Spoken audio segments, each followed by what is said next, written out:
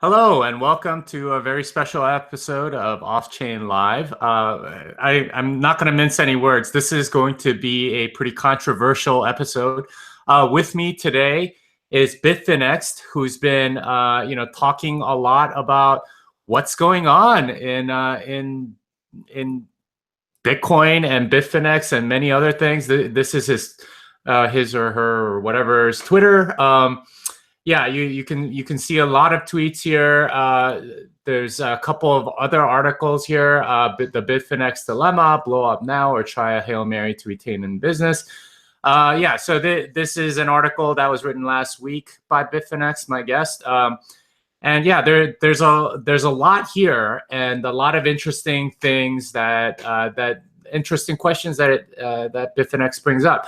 Here's a list of questions that were published by Bitfinex last week.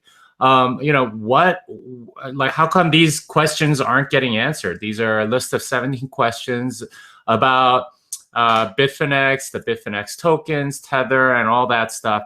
So anyway, this is obviously a lot of stuff that's just sort of not going away. Bitfinex has been tweeting and blogging about this for a while, and we're, I think, all curious to hear from Bitfinex. So without any further ado, Bitfinex is here live. Please excuse the garbled sort of voice masking software, and it may not work exactly correctly, but yeah, I assure you, Bitfinex is on the other side. So, Bitfinex, if you would like to introduce yourself. Yep, this is Bitfinexed. I hope you can understand me, and I hope you can hear me. Yeah, there you go. All right, there we go. All right, so let's start with the beginning. What is Tether? Let's start with Tether. What is it, and what's your view on it? Okay, so Tether is basically what they're trying to do is they're trying to be a bank, but they don't want to actually comply with all the banking regulations, which are, the banking regulations are very, very strict. And I believe Tether, it started out as not a completely terrible idea. They were trying to do something legitimate with it, but I believe it's basically been hijacked and used for something that's far, far more nefarious. Um, the Tether only really started actually increasing in issuance in any kind of dramatic sense after Bitfinex got hacked. And I honestly find that to be very, very, very, very suspicious. Well, so Tether is supposed to be like this peg to the US dollar. Is that right? Yeah, it's supposed to be pegged to the U.S. dollar, but the thing is, obviously when you read the fine print, it says that it's not actually backed by anything. You have no legal claim to any money from Tether. So it's basically it's legally it's a car wash token. It's not anything else. And the reason why they're doing that is basically give me a second.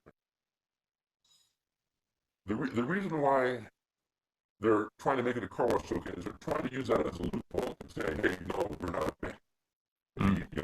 We sell these tokens, and people can use these tokens to buy Bitcoin or buy other things, but they're not legally redeemable for money. And they expect that banking regulators are going to go, okay, yeah, you can go ahead and you can continue operating an illegal bank with almost you're coming onto $1 billion, and you're doing money transmission, and it does have, at least currently, it does have a $1 peg. I believe it's artificial, but it does have $1 peg, and they expect that's gonna the banking regulators are just gonna ignore that, and the banking regulators they're not gonna fall for that little clause. Even if they said, okay, well, the Tethers are not legally redeemable, but let's say they decide that they absolutely. All right, so your voice is breaking up a little bit. We keep having this problem with the voice software. We suspect that it's due to the Google voice compression algorithms. But anyway, question about Tether is, if it is sort of like not guaranteed to be transferable to US dollars, then how are they maintaining a peg to the US dollar? Because if you don't believe that they're going to be redeemable, then I would short sell it, or do the market forces should be there to make it not worth a dollar or something less if it's not Okay. redeemable. There's only one exchange that has, as far as I know, there's one exchange that has an actual real US dollar tether pair, and that's Kraken. Mm, And when you look at the volume on Kraken, the volume is always less than 1 million a day. The order book, the actual demand for tethers is less than $200,000. mm, And I recently posted up a video of a couple hours of trading, and it's all wash trades. All the trades are it's the same exact trades. Occasionally, someone sells at $50 or $100 or $1,000 of tethers, but most of the trades are currently it's like a $5 or 5 tethers and then 16 tethers. Actually 5.5 tethers and 16.5 tethers. That's all it is. It's going back and forth. It's just wash trading. It's not real legitimate volume. And a lot of people they think that, and I actually made this mistake myself when I first started looking into this. I was looking at Poloniex, and I was looking at the volume on Poloniex, and I saw USD, but it was wait, it's USDT. mm, So I assumed that it was US dollars, at first, and then I realized, well, wait, that's not an actual US dollar. That's actually this thing called Tether. mm, And Tether is not a US, it's not a US dollar, and so a lot of people think that a Tether is a US dollar. Because mm. again, they use U.S. dollar in their currency ticker. In my opinion, I feel that it's fraudulent for them to put the USD when it's obviously it's not USD. You can use Tether as your symbol, or something with Tev, but not USD, because it's not the Tether is not a US dollar. Yeah, so I mean, you basically have said that the only place that you can trade Tether for dollars and maintain that peg, you only need to do that on Kraken. I mean, and you said it's a lot of wash trades over there. You have uh, bid and ask sizes, or I mean, trade sizes that are very predictable, 5.5 and 16.5, like Yeah, you said. I just posted a video of that. So. Okay. Yeah. So, all right. So, how are they gaining from Tether? Like, I mean, I think you've had questions about, what Bitfinex's relationship with Tether, but how are they making money off of doing this? Why would someone do that? Well, if you can inflate the price of Bitcoin, obviously you can make a lot of money from trading. If you personally own a lot of Bitcoins and you artificially inflate the price of Bitcoin, and you start to create a bubble, because what happens is, when it first started, okay, they issue 20 million, 30 million tethers, and they just start buying Bitcoin, and then everyone's paying attention to the price on Bitfinex. Bitfinex originally they had a $200 premium at one point, Mm, because people were worried about the banking problem. You know, and what mm. happens at first, a lot of people see the price premium on Bitfinex, and they don't realize that it's a banking problem, you know, and so Yeah. they want So, to do I mean, arbitrage. Bitfinex does have sort of like this. Um, they did have that premium when Tether was trading around like 91 cents or whatever. But since then, at least from a trading standpoint, it doesn't look like they're necessarily leading the rally. It looks a little bit more like they're trailing the rally oftentimes, often to the Korean exchanges, which are going even crazier than Bitfinex or any of these Yeah, other the exchanges. Korean exchanges. Yeah, the Korean exchanges are absolutely, they're great, especially Bitthumb. Bitthumb, I'm a little suspicious of, because I think they have some wash trade going on there. Hmm.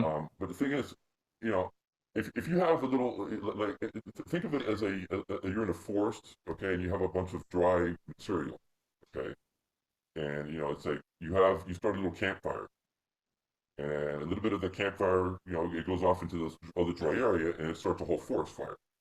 That's basically what Tether did. Mm. When they started having this banking problem, they, the price of Bitcoin starts going up. They start issuing more tethers, and they use those tethers to buy Bitcoin, and then everyone else is paying attention to the price of Bitcoin, and they're seeing the price of Bitcoin, it keeps going up. So what happens is everybody's watching the price of Bitcoin. It keeps going up and up and up and up, and and they pile in with the real money. Hmm. So when this eventually becomes very predictable. So you can go ahead, you can issue $50 million of fake tethers, and you could theoretically you buy Bitcoin with it, and then the price goes up, and then if you can get $50 million of real money to come in after you pump it up again, then you sell those Bitcoins that you bought with tethers, and you pay back the fake the fake money obviously, and you make a profit.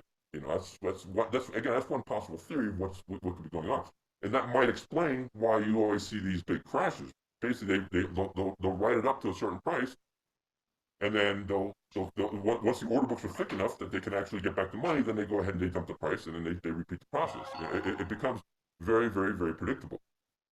And Okay. if you look at my two of my last tweets, not my last tweets, but the last two crashes, which is basically early September. On September 2nd, I said that there's going to be most likely a crash, and then you're going to see what I call a V-style recovery.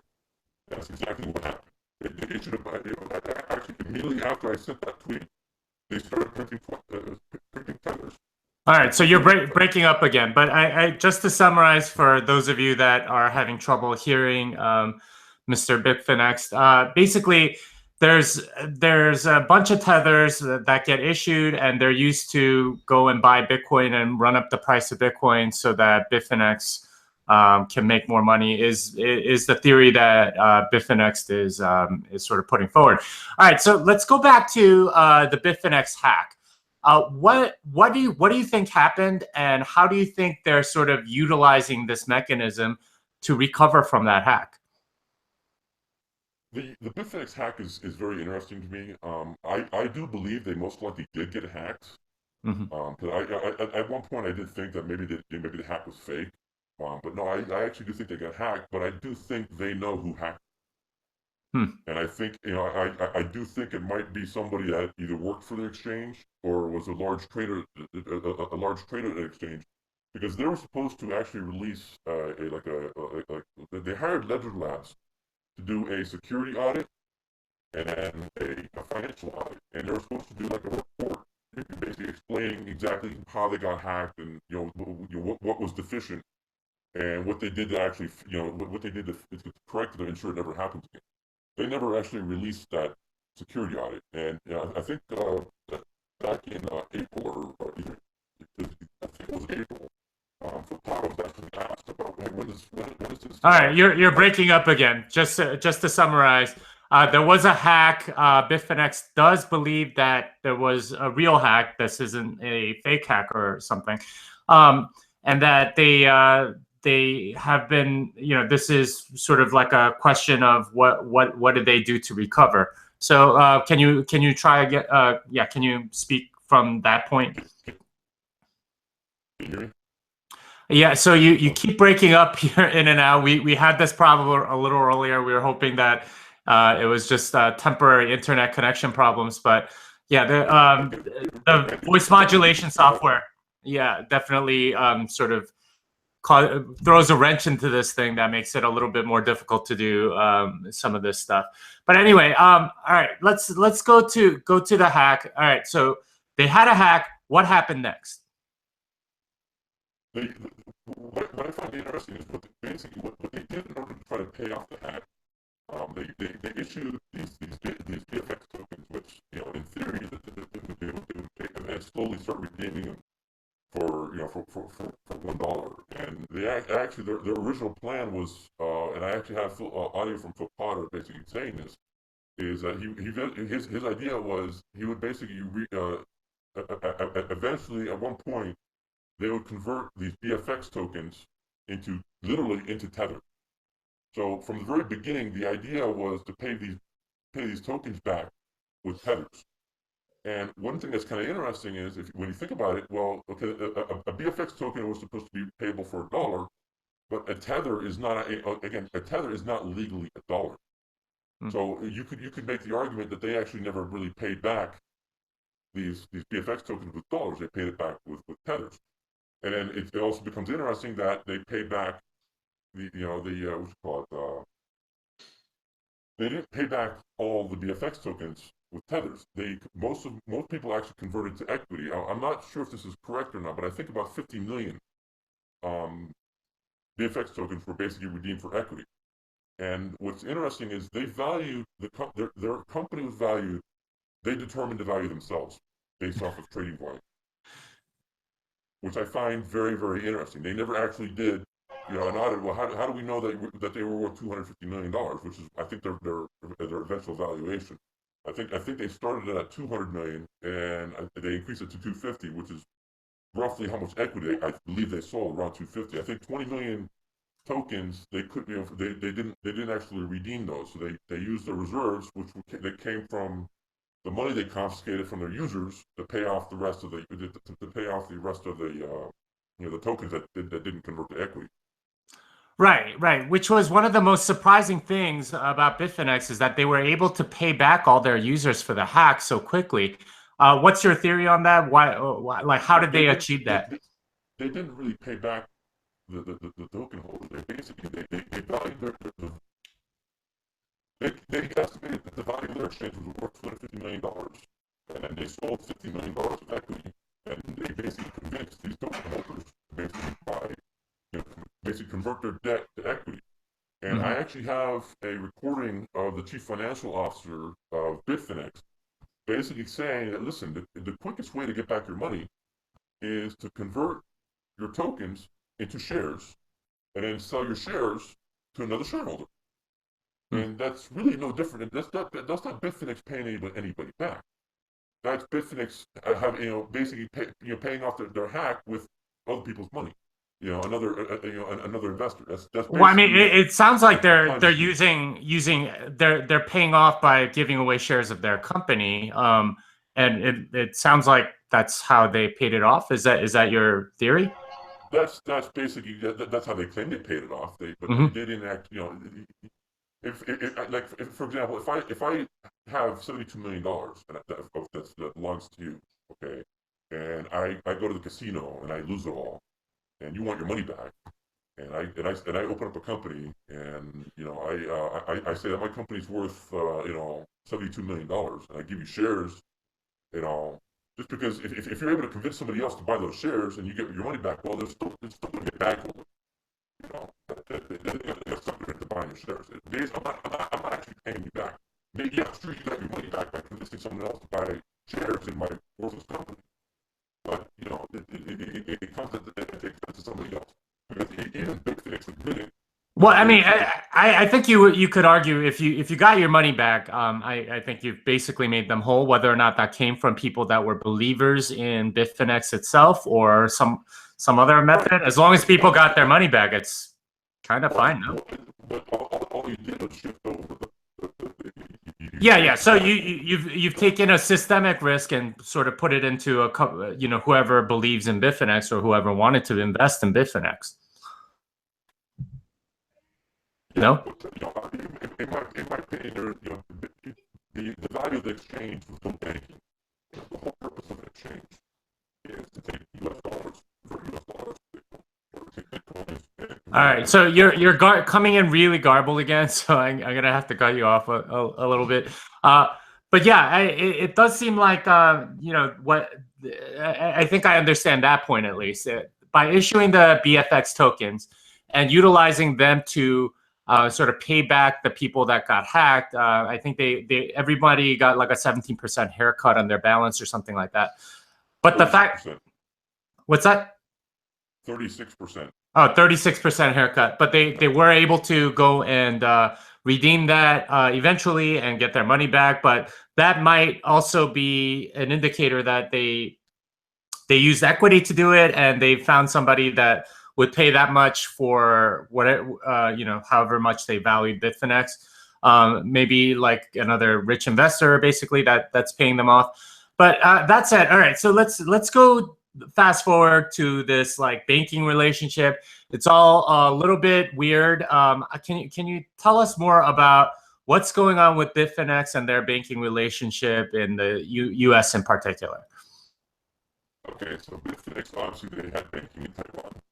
Hmm. And what eventually happened is Wells Fargo, I think they got tired of dealing with transactions related to Bitfinex. Okay, all right. So let me just say that again. So you're because your audio is coming in garbled, I'm gonna have to like translate every couple of Okay, sentences. I But apologize. basically, oh, it's okay. Actually, you're coming in clear now. But basically, what you had just said was that um, Bitfinex, had this banking relationship with somebody in Taiwan, and Wells Fargo was utilizing, allowing people to essentially withdraw from Bitfinex, using them. But then they got tired of this cut it off. What happened then? So basically, Wells Fargo cut off Bitfinex, and well, basically, actually, what they did is they went to the Taiwanese banks and said they basically they wanted the Taiwanese banks to cut off the relationship with Bitfinex. Hmm. The Taiwanese bank accounts were closed. They were not. They didn't have a banking pause. Okay, like all of a sudden they're going to get banking back. No, the Taiwanese banks actually terminated the accounts. All right, And so actually, so you're saying Bitfinex had terminated accounts on all the Taiwanese banks that they were using. I mean, like, how do you know that? Like, what's like, how did you okay, figure that out? okay, if you have a bank account and you cannot deposit money into the bank account and you can withdraw money from the bank account, that's a closed account. Okay, Okay, so who's unable to deposit money into these bank accounts? Like, is it Bitfinex or somebody else? basically, actually, Bitfinex actually admitted that they're not taking any more deposits from anybody. Hmm. The banking, So so Bitfinex does not take any deposits from anyone. Is that what you're saying? well, from during their original banking crisis, they could not take deposits at all. They actually they published, I believe, on their website. They basically said that we are unable to accept any deposits or withdrawals until we try to get this try to get this resolved.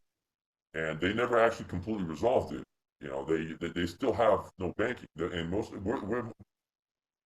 what the way they're banking right now is basically, I believe it's an attorney trust account. It's not. It's basically Bitfinex and Tether themselves as companies do not have bank accounts. They had their attorney open basically make a trust, and they have the money in a trust, and that actually has certain restrictions. And the other thing is, an attorney trust account running a money transmitter is illegal. I actually post. I put this on my Twitter, but it's actually a case where an attorney was running a money transmitter through a trust account, and he got sentenced to 5 years in prison. Because you're not supposed to use a trust account to run a money transmitter. Hmm. So I mean, you believe that they're doing something illegal with transferring money without a money transmitter license. Fair enough. Like, how is this bad for Bitcoin? What sort of ways in which this whole system is set up? Why is this bad? Okay, Bitfinex borrows money from Tether to Hmm. fund their margin markets. Okay, all Okay, right. So let's slow down because you're getting garbled again.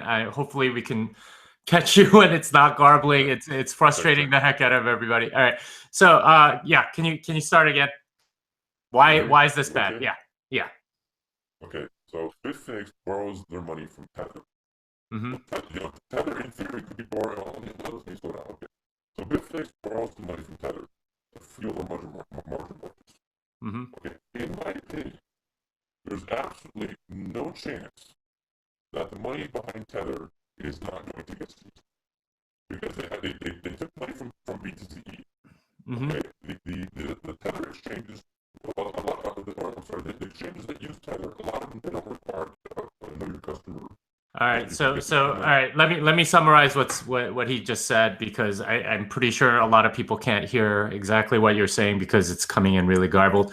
But basically, Bitfinex is essentially borrowing from Tether, is what you're saying, and because it's transmitting money without a money transmitter license, it is your opinion that all of that Tether is going to get seized. Okay, so what? So Tether gets seized. What happens then? Like, how do you even seize Tether? Is it the Tethers themselves that are on the Omni protocol, which runs on Bitcoin, or is it the actual So, money behind Tether that's sitting in some bank account? What are you so talking about when you say something's getting seized? Okay, the actual Tether tokens themselves are not likely to get seized. They're not going to go after that because again they're worthless. They're going to go after the money. In my opinion, there's no way that there's no way this is sustainable. It's they took money from BTCE, and I don't understand why they add these exchanges that they don't have. The exchanges should be using full KYC compliance. They shouldn't be using they shouldn't allow anonymous accounts and God knows who to be opening these accounts. If Tether should be doing due diligence on the exchanges they actually allow to use Tether if they want to be using U.S. dollars. They don't do any of that. So they had money from BTC going there, and in my opinion, there's no way it's going to it's going to last. It's going to end very very badly. And when do you think this will end? I don't know. I have no idea.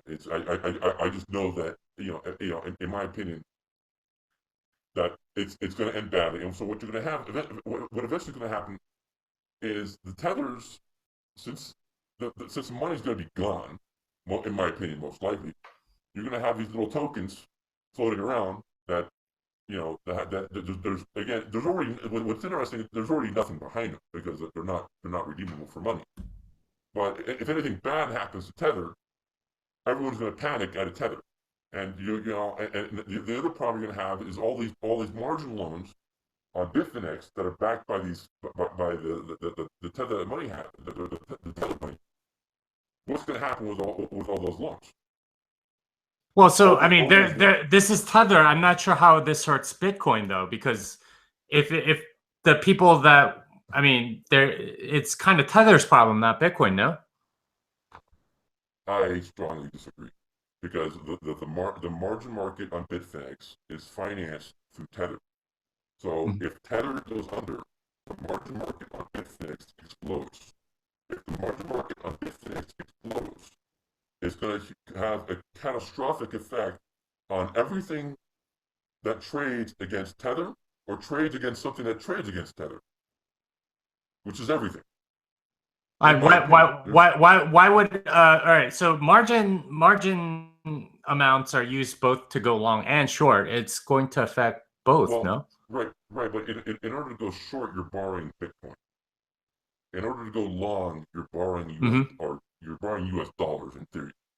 So you cannot borrow US dollars to then borrow Bitcoin and then to short Bitcoin. You have to borrow the Bitcoin. So you have to have some sort of collateral. So you can't. I don't think you can use a Tether loan, a Tether margin loan in order to short Bitcoin. Now, yeah, you could in theory you could short. If you have the Tethers on your account, I do believe there is one account that had 137 million something Tethers. I actually did pay.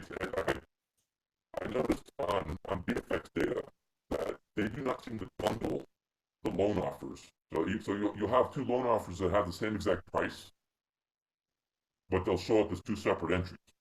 So and I would notice that one loan. I did publish screenshots of this. One loan offer is like 137 million something. All right, so we're joined by Tone Vase. Really sorry, Bitfinex'ed, you keep coming in garbled. And I know people want to ask you a lot of questions and stuff. Unfortunately, this is like new software we're trying with, voice modulation and all that stuff. But Tone, I think you've been watching a little bit. Unfortunately, I haven't been watching much. I literally just got on like the previous 5 or 10 seconds. So let's let me just lurk in here for a few minutes and let you guys keep going for a little while. Yeah. So tone is coming in clear. Unfortunately, Bitfinex'ed, your mic and the setup, something is garbling the transmission every once in a while. Work on something because I want to get that fixed. I don't want to be it's like I want to do the interviews, but I just don't want. Obviously, I don't want my voice to be. I don't want to figure out my voice. So.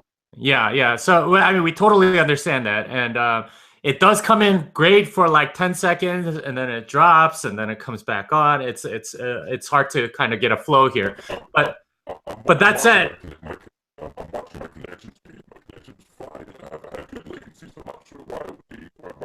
So I think you might the audio processing might be interfering with Google Hangouts or something like that. We'll definitely have to figure something out. But this is unfortunate because this absolutely fascinating stuff, and we already have 782 live viewers, which is I think the most I've ever had on my channel. So I want to thank you guys. Give us a thumbs up and a share if you find this useful or interesting. But anyway, let's go back. We've been talking about the banking relationship. We've been talking about how this actually hurts Bitcoin. I'm still trying to understand if Tether is kind of scammy, like you're supposing, and if that market collapses, how would that hurt Bitcoin? We're trying to understand, like, if all the Tethers are fake, and they get wiped out, isn't that Tether's problem because of their terms of service, not Bitcoin's? Like, how would that hurt Bitcoin? Well, look at all the tethers that are on the altcoin market, for example. Mm-hmm. There's the Bittrex has 200 and something million of these tethers. So if one side of the trading pair all of a sudden vanishes from all the crypto markets, it's gonna it would eventually it's gonna send people into a panic. And especially in Bitcoin and cryptocurrencies, you understand that people are very, very panicky. You know, the first sign of any trouble, you know, they panic sell. You know, that's a lot of reasons why a lot of people they store their money on exchanges instead of actually using cold storage, because you know the first sign of any trouble they want to be ready to, you know, ready to act, ready to get out. Yeah. So first sign of any trouble, they want to be able to sell first. That does seem true. But once again, why would? All right. So say Bitfinex disappears from Bittrex, so Bittrex has to take some sort of loss, or at least the people that own Tether would have to take a loss. But that's kind of their problem. No, how does that hurt Bitcoin? Like, do they have to sell Bitcoin in order to cover their losses somehow? Like, why would that hurt Bitcoin necessarily? You're going to have hundreds of millions of dollars in hundreds of millions of dollars in instant losses. And then the thing is, the same people that run Tether run Bitfinex. Okay, I recently just found this in the Paradise Papers. Okay, Tether has two directors. They have Giancarlo Devasini, that's one of the directors, and then Phil Potter is another director of Tether. The two main people behind Bitfinex are Giancarlo Devasini and then Phil Potter. And I actually have a recording from the CFO of Bitfinex basically admitting that, saying, hey, you know, I'm the one that makes the primary decisions, and then Phil Potter is my partner. So I'm thinking to myself, what about the CEO? How come the CEO is not in this decision maker? I would imagine that the CEO would be making the decisions for the exchange, not necessarily just the CFO and the so-called chief strategy officer. And it kind of makes me wonder if that's why. Phil Potter one time he was asked who's in charge of Bitfinex, and Phil Potter basically just wanted to like arrange and just say, "I'm not the CEO." Okay, so Phil Potter and I forget the other guy's name. They basically both control. Yeah, so they have both Bitfinex and Tether, sort of like they both control both things. Okay, fine. But I'm still at a loss as to explain how this could hurt Bitcoin per se. I mean, I can buy the panic argument a little bit, but it would be a panic on Tether, not Bitcoin necessarily. And holders of Tether kind of are risking that. No. If Bitcoin is spiking, because every time they issue a bunch of tethers, all of a sudden Bitcoin skyrockets. Okay, it's again, there's a very good correlation between the issuance of Tether. Even people that disagree with me and hate me have started trading on this. They see Tethers being printed, they buy Bitcoin and hope it goes up. I tell people, don't use this as a trading indicator because eventually it's going to stop working. But if what Tether is doing is illegal, which in my opinion it is, then the people behind Tether are in legal trouble. And the people behind Tether are the same people behind Bitfinex. Now, Bitfinex has wash trading, it has spoofing, it has a lot of other illegal activity going on in there. It's not just Tether itself that's the problem. It's a bunch of little. It's a bunch of problems. It's not just one little one issue. So if Tether goes down, Bitfinex is going to go down. If Bitfinex goes down, okay, that's going to be very, very bad for Bitcoin. Just like Mt. Gox, Mm. you know, and you have to take into account because a lot of people say, oh, well, there's more exchanges than Bitfinex. That's true, okay, but they don't have the USD volume that Bitfinex does, and technically, all the exchanges that have Tether are basically tethered to Bitfinex. So, in my opinion, if Tether goes down, it's the same as Bittrex. If all of a sudden Bittrex had all their U.S. dollars taken from them, the exchange is going to be basically insolvent. And then now you're going to have there's going to be legal issues with that because you know people are they're going to say, well, I thought Tethers were U.S. dollars, and then they find out that they're not. You know, I still find a lot of people that they literally they think Tethers are dollars. You know, because they see USD in a ticker, and obviously they're not. Well, I mean that's up to them. But okay, I think I buy at least that much that Bitfinex would be in serious trouble if Tether went down. Other exchanges that accept Tether, possibly Bittrex and Poloniex and maybe some others, that they would go down, and that would cause sort of less. That would remove a lot of liquidity from the market, maybe causing Bitcoin to go down as a result. Tone, any thoughts on this so far? No, not well. That's the thing, right? So there's two main arguments here, right?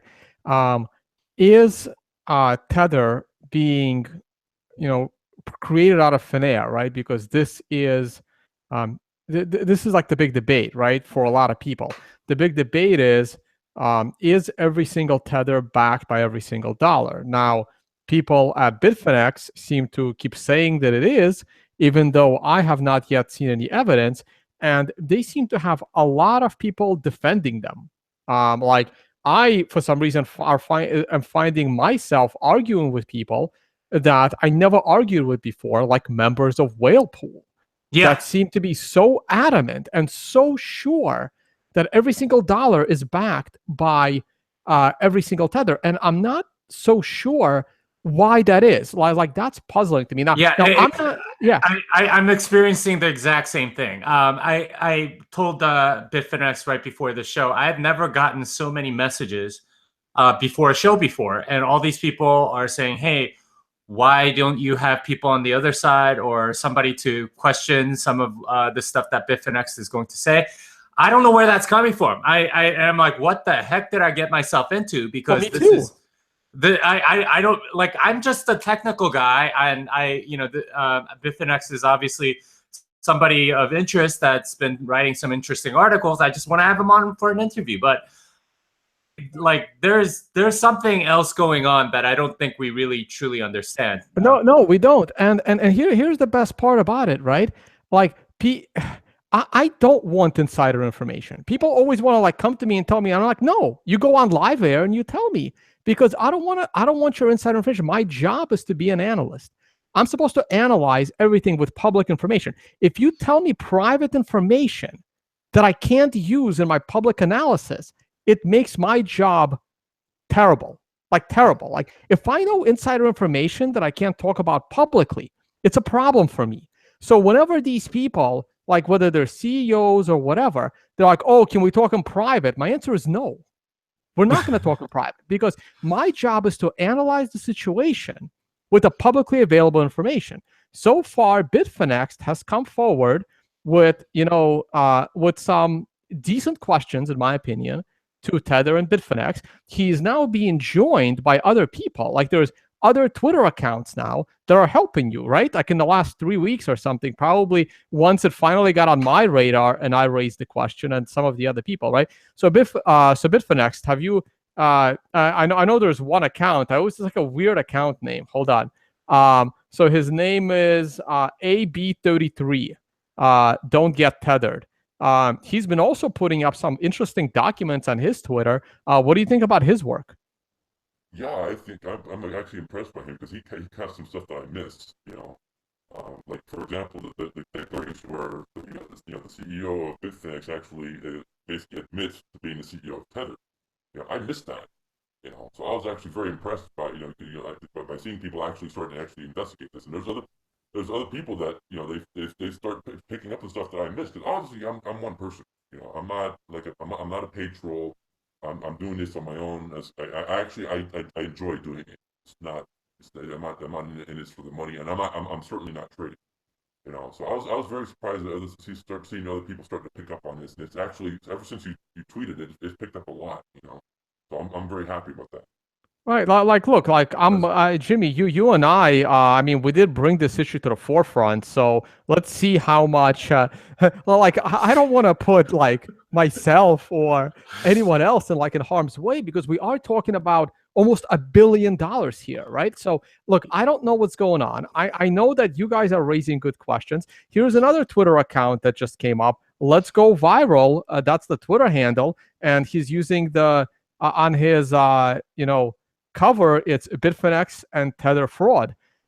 So there's other people are coming out and they're pointing at this. So it's just a very interesting dilemma, because I find myself all of a sudden on the side of people I never agreed with before, like Tim Swanson. Wow, I think it's the first time I ever agreed with him on anything, and me and him have been going at it for 4 years.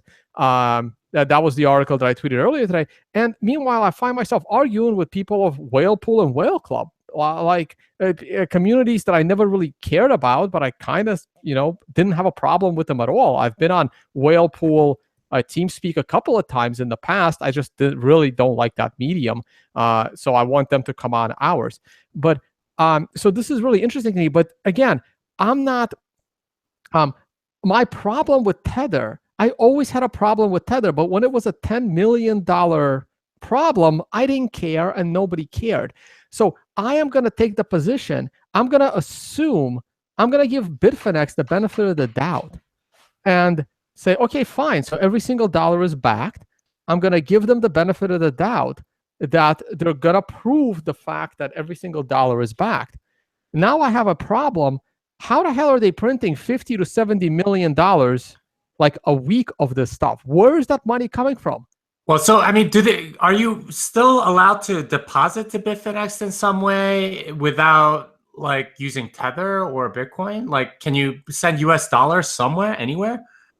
I think the way they do their deposit, and I did mention this in my post, and I think the way they do their banking is and it's probably not just one tool that they use. They're most likely using several different tools, but one tool is going to be Hawala. So they find somebody that, hey, I want to withdraw my money from Bitfinex. Okay, so give us a few days, and then you find somebody else that wants to deposit money to Bitfinex, and they basically go to the person that deposited, hey, we need you to send money to this guy.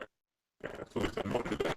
All right, so you're breaking up Bitfinex. But basically what you said was something to the effect of they send money to some place and they get issued Tether, something like that.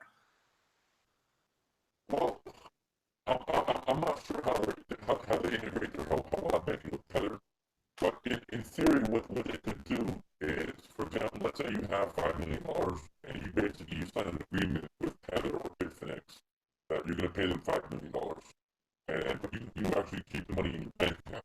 You're not actually sending them the money. So then they'll give you these Tethers, and you can use the Tethers to buy Bitcoin or do whatever you want to do with it on their platform. And then basically they'll go to you, hey, we have somebody that we need to send money to. Send $2 million to this account. And so that person will basically send the $2 million to that account. And so basically the transfer will show up. Bitfinex is not in the middle of that they're not in the middle of that transaction. So that transaction is not going to get blocked. Okay, it's not going through. It's completely isolated from Bitfinex. And they'll send the guy a receipt saying that, hey, he owed us $5 million, now he only owes us $3 million. That's one possibility of how they most likely will be doing the banking. But the problem is, this is most likely money laundering. They're doing this as a tool to get around banking regulations. Were you able to understand me? Okay. I think so. Basically, I think what you're saying is that they utilize sort of bank-to-bank transfers of their customers instead of having direct deposits. I'm not sure how you can enforce something like that. Sounds a little bit far-fetched to me. Like if somebody is depositing $5 million, how and they deposit it, I give them credit for 5 million, and then they buy Bitcoin with it. They withdraw the Bitcoin. If they haven't actually transferred the $5 million from a bank, then, well, I mean, I as Bitfinex would be out of $5 million in Bitcoin if that person just left. They might not allow you to actually withdraw the Bitcoin from their exchange until you actually settle that transaction somehow. So they can lock down your account. So you would say that something like they wouldn't let you withdraw those Bitcoins until you transferred those $5 million to somebody else. Right, they'll give you credit on an exchange, but you most likely cannot get off the exchange until you actually paid. You help them basically withdraw other people. And the other thing is, they're not going to do this just for anybody. They're actually their whole corporate verification. They most likely they want bank statements. They're going to want proof that you actually have this money, and they're not going to just let anybody do this. It's not going to be a nobody. So it's going to be a very, very, very short list of the people that are actually doing this. Now, why any institution would be buying these tethers, is completely beyond me. And one thing about the tether terms of service, where again, it's very explicit in plain English that they are not redeemable. I mean, if you went to the Tether website and you look at the Tether website, and the main color on their website is green, and people start telling you that the color of their website is red, you're gonna think that they're crazy. You're not gonna say, well, no, of course it's green. But if the people are saying it's red, they're nuts. That's basically when people tell me that tethers are redeemable or tethers are backed by U.S. dollars, when the actual terms say under no circumstances are they redeemable for dollars. They're worthless. So it doesn't make sense why an institution would buy these. So the only thing that makes any kind of sense to me, as for what this is, but for where these tethers are coming from, it's some sort of loan.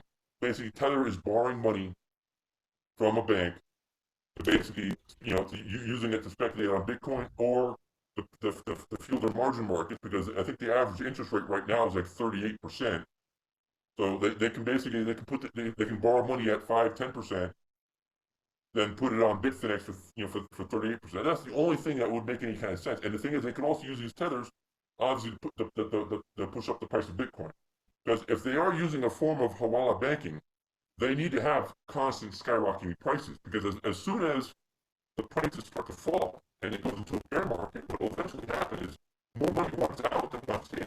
And if they are using Hawala banking, if they don't have people depositing money, they can't pay out withdrawals. Plain and simple. You can't do it. If they are using Hawala banking as a tool to move some of the money around.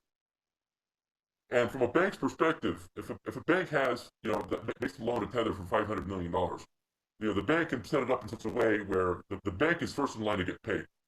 So they can loan this $500 million to Tether. Okay, and then Tether, you can't withdraw. Tether doesn't do withdrawals. They keep the money in the actual bank account. And then they create these accounting entries on Bitfinex, and they just FOMO buy Bitcoin. It doesn't matter if these positions lose money and exchange goes bankrupt. The bank is going to be first in line to get paid, and all the money is still there. They never actually they never really redeemed any of these tethers. So from a bank perspective, the bank is protected basically, from this kind of zap.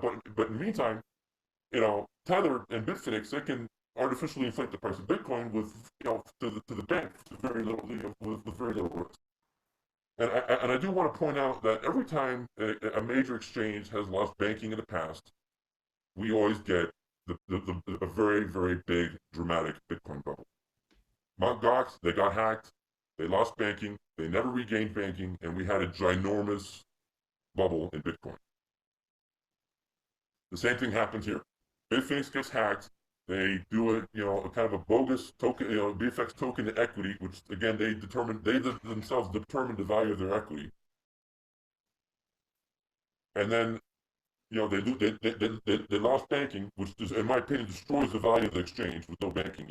That's half of every transaction in the U.S. dollar. If you have no banking, you really have no exchange.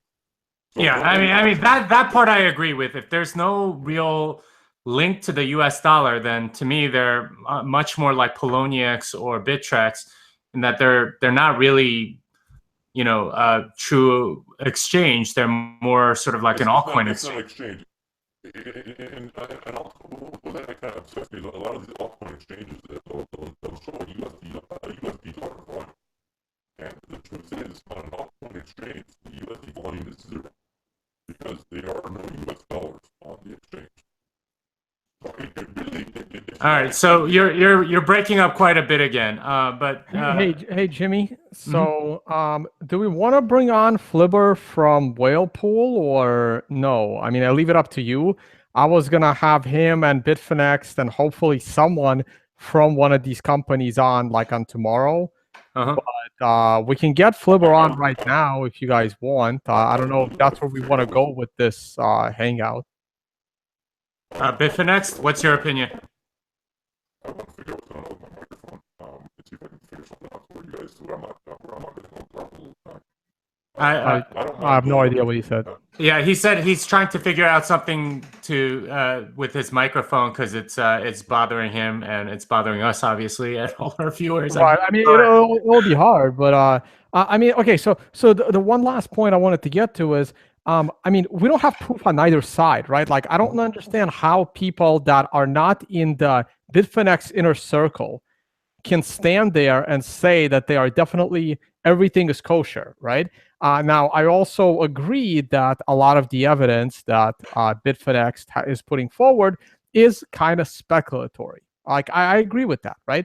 So this is why I've been taking the devil's advocate position. Suppose that every single dollar of every single tether is actually sitting in a bank. So they're fully solvent. To me, this is still a major, major problem because that is a lot of money sitting in one account. And it's so obvious what Tether is being used for, but everyone seems to stick their head in the sand and say, oh, you know, don't rock the boat because the regulators will never know. Like, how big do you want this problem to get? Do you want it to be a $10 billion problem? Do you want it to be a $1 trillion problem? Do you want it to be too big to fail? Well, like, how big? It's amazing. Like, people give Wall Street so much shit, and everything I see going on in crypto space, like, Wall Street people are like saints compared to this. Yeah. Part of what worries me is that there is sort of the systemic, like I want to see some audits. I did see Bitfinex post about that. You know, there was an audit, but the audit itself said, you know, this isn't really like valid necessarily. It's not like doesn't use what was it that you said, Bitfinex? I really like the fact that Flibber, the first thing he did when that got released, he goes to the Bitcoin markets and he literally says, Tether audit released. And I think like the first 5 or 6 comments are like, this is not an audit. This is not an audit. This is not an audit. Like even Tether said themselves, this is not an audit. So Flibber did not even read the damn thing. Well, can we get Flibber in here? Is it okay? I'll text them. I'll text them the stream. I'll text them the link. Hold on. I would prefer to figure out the situation with my microphone. That's all right. I have enough things I can say to Flibber in case your mic isn't working, but that's fine. Okay. All right. Let's get Flibber in here, and then you know, we'll sort of get a little bit more of a counterpoint to what Bitfinex is saying, because obviously, you know, like, you know, it's ideal if he can, you know, sort of defend himself. He's going to say that, oh, you're just butthurt. You sold Bitcoin. Oh yeah, no, but that's not an argument, right? I mean, look, that's not an argument, right? I mean, Bitfinex, even if you did sell every one of your Bitcoins at $1,000 and you've been on this crusade to prove it, I mean, if you turn out to be right, then you were right. Like, yeah, I mean, who cares about your position? Right. To me, the truth is the only thing that matters. Like, it's amazing. It's like for example, if like the CTO gets fired and then he goes and exposes major fraud at the company, people are like, oh, he's just upset he got fired. It's like, well, that's not really an argument. Like, I've seen this argument. Like, you have no idea how many times I've seen this argument after the financial crisis. No, no, it happens all the time. And this is one of the things that really, really gets me about the mainstream media is oftentimes they will just character assassinate the whistleblower. And it's like, well, that's not really an argument. Talk about the actual contents of the whistleblower. To me, Bitfinex is very much a whistleblower here. Whether or not, I mean, we got to judge the content by what it is and not by Bitfinex's position. I do. I don't want anybody to give me credibility based on who I am or you know what I did. I didn't have to tell people I got out of Bitcoin. You know, I could hit that. You know, but I said I honestly believe that the rise is fraudulent. It's based off of malicious activity done by the exchanges. You know, and then, now the other thing that could be inflating the price of Bitcoin, it might not necessarily just be tethers. You know, it could also be a combination of tethers, the spoofing, the wash trading. Remember, Bitfinex allows you to buy and sell to your own account, which is absolutely asinine that the exchange allows you to do that. Well, what do you mean by that? What do you mean by buy and sell? You could wash trade or something? Is that what you're saying? No. Okay. Basically, if you can put up a seller for Bitcoin on Bitfinex, and then you can place a buy order to buy from your own sell order. That's a wash trade. Yeah, no. That's a wash trade. But the thing is, the exchange literally allows you to do that. I originally thought it was when I first started blogging about this, I thought because Bitfinex does not actually require KYC to trade. They only require KYC to actually withdraw US dollars. And I thought it was just two accounts that belonged to the same person that was basically buying and selling to themselves. And then I had a couple traders that came forward and says, listen, you don't need two accounts to actually do this wash trading. And the first one, I asked, hey, can you give me some screenshots? And he didn't want to give me screenshots because he was worried that I might publish the screenshots. And then, Bitfinex odds could figure out who he is, and then they can ban his account or do something to him. But then I had to get help from another trader that actually got me. He actually gave me screenshots showing him performing a wash trade. All right, so we have joining us a Flibber who I think is trying to get the mic set up. Flibber, if you want to say hi. Can you guys hear me okay? Yeah, just try to familiarize our audience with who you are, because most people don't know. Okay, guys. Well, hello. Thanks for sending me the link to come on. My name's Flibber. I've just been in Bitcoin for a long time. I used to do Google Hangouts. Now, co-run the Whalepool TeamSpeak and Telegram community. Okay. And what is Whalepool exactly? It's just a community of people to just hang out and trade together. So, just a bit of fun, really. Let me throw a first question at. Do you trade on Bitfinex? I wouldn't want to say whether I do or I don't. Okay. I'm sorry. I didn't realize that was such a proprietary question. Yeah. Okay. How about this question? It's a personal question. Who do you bank with? Who do you bank with? I bank with Chase. I mean, well, if you're willing to tell me who you bank with, that's fine. But I don't have to tell you who I trade with. That's totally fine. We just didn't know it was a sensitive question. Right. I bank with Chase. I trade with Interactive Brokers. Like okay, fine. It's a sensitive question. I'm trying to see how far we can go. I mean, if that's sensitive, I mean, okay. I don't know how far I can ask some real questions. I'm looking forward to talking about everything to do with Bitfinex and Tether. And I would just like to point out, because I was listening briefly to what I could make out from the audio, and I noticed, Jimmy, you were asking Bitfinex, can you explain Bitfinex's banking relationships? And I'm thinking, why on earth are you asking this anonymous troll who has confirmed on Reddit and Twitter and Telegram that he sold... I'm sorry. We can't talk about anonymous trolls with you being anonymous. You have an anonymous Twitter handle and an anonymous picture. I mean, come on. Are you serious? I'm not a troll. Right? I'm not out there spewing fudge. Right? We know for a fact that Bitfinexed sold his coins around 880, confirmed on Reddit, Twitter, and Telegram, and he said he knew price was going to go up and still didn't buy in. Since then, he's been butthurt, posting shit. And Jimmy, what I'm saying is, you were asking him about the Bitfinex banking relationships. Why? Phil from PGP from Finex has been on TeamSpeak talking about it many times. In fact, talking about everything, all over every aspect. Well, I would love to have Phil on the show, and if we can get him on, that's great. But I mean, like, who cares whether or not he's sold? Why does that matter? Exactly. Well, if you want to know about Bitfinex's banking relationships, why don't you actually ask Bitfinex?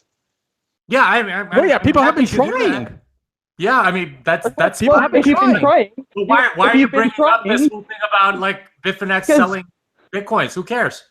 Because if you've been trying, you haven't been trying very hard, because they're on TeamSpeak all the time and have spoke about all their banking issues, all their audit and everything on an ongoing basis. In fact, I've invited Bitfinex, Tone and yourself onto TeamSpeak many times. You know, you won't come on. Well, okay, let's talk about the audit, right? Because clearly, I've seen that audit, and it says on there it's not an audit, right? So it hasn't been an audit yet. I mean, so you can't talk about an audit. That was not an audit. And you know, if you think about it, how many exchanges do you know that have an audit? And I'll answer it for you just to save time. It's 0. And the reason why that is not true. I remember Coinbase had an audit from with Andreas Antonopoulos. He went over and I remember Mount Gox had an audit. I mean, Roger Ver had a nice 30-second video of auditing Mount Gox. I mean, it's but hang on. What you're talking about is a cryptographic audit, not an audit of their bank accounts, right? And no exchange out there has had an audit done of their bank accounts. And the reason they don't have any banking problems either. Well, excuse me, let me finish for a second. The reason for that is because none of the big auditing firms will put their name behind any kind of audit that involves cryptocurrency, because it's new and they have reputable names and stuff like this. Now, Bitfinex has engaged with Friedman LLP, who also do the auditing for what's it called? Bitcoin Investment Trust. Markets, you know. Yeah, and that is ongoing, but because of the nature of the exchange, is a very complicated, long, drawn-out procedure. And while this has been ongoing, Finex went out of their way and said, look, this is taking its time. Have we got something we can just give to people? And they said, okay, we'll produce a document that says we've looked at your bank accounts and confirmed you got the money in. So they produce this up as like an interim thing and say, look, we've got $400 million in the bank. All of a sudden, it's not good enough. Right, because we don't know their liabilities. We don't know if Tether's borrowing all that money. Here's a bank account with $500 million in it. What if Tether has a $500 million loan from the bank? How do we know that? The sky is going to fall tomorrow. You can imagine endless scenarios, but what do you know for actual facts on the ground? You know that at the time they've issued 400 million tethers, and you know they've got 400 million tethers. You know they've got $400 million confirmed in the bank. Okay, let me comment. Let me just comment this way, Flipper. So the reason why Bitfinex is under the microscope and not any other exchange is because no other exchange is creating an anonymous token backed by the US dollar. Okay, this isn't a vendetta against Bitfinex. I agree with you. All of the exchanges are in question, but this one is the most in question because it's the only one that is outsourcing their liabilities to a bunch of other exchanges. Well, not only that, but Bitfinex was also hacked. That's the other thing. Twice, right? Yeah. Or once. You are looking at this down the wrong end of a telescope. Bitfinex, they didn't actually start Tether. I'm not 100% sure on it. But what we have is a company that was innovative enough and technically, sound enough. Coinbase haven't even released a BCH, for fuck's sake, right? They're technically sound enough and forward-thinking enough to think, why don't we put dollars in our account, as we do, and then issue a blockchain digital token that will represent the dollars. This will make it much easier for new exchanges such as Bittrex, Poloniex, increase efficiency and liquidity in the markets.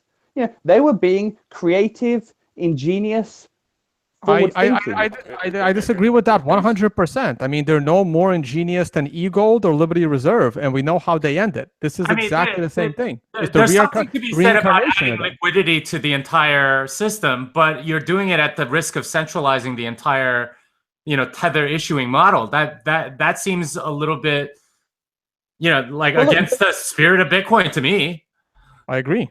Nothing's stopping Poloniex or Bittrex from setting up their own USD bank accounts if they want. No, but they don't have to. They don't have to. They can do everything they need to do without doing that. Why would they waste their time?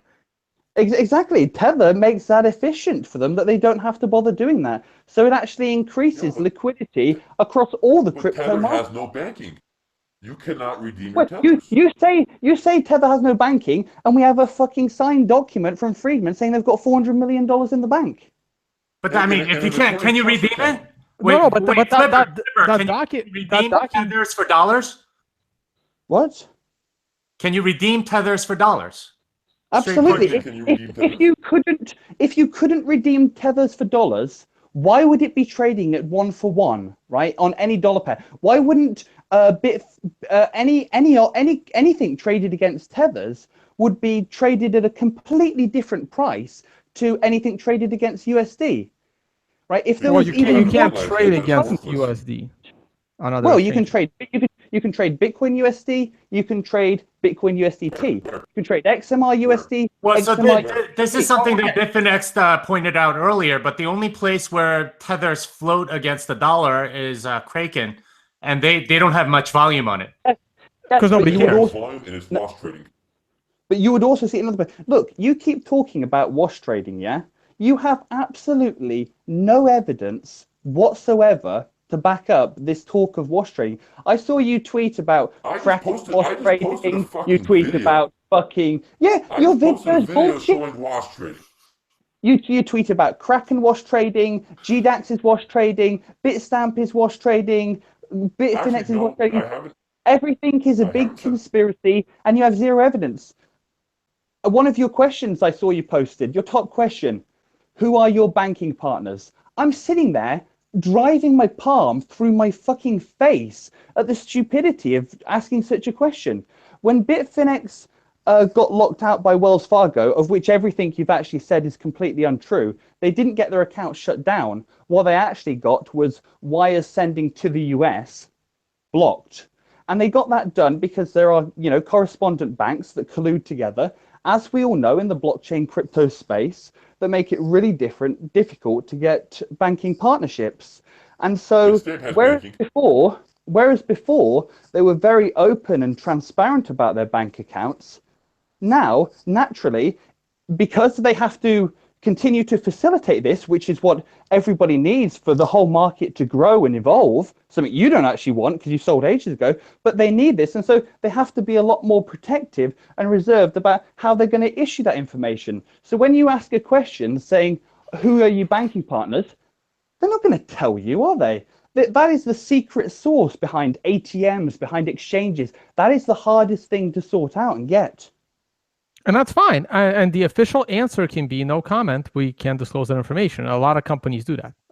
I'm okay with that. Again, my personal problem isn't like I don't know. We'll need evidence to see, but we've seen enough of shadiness in the space.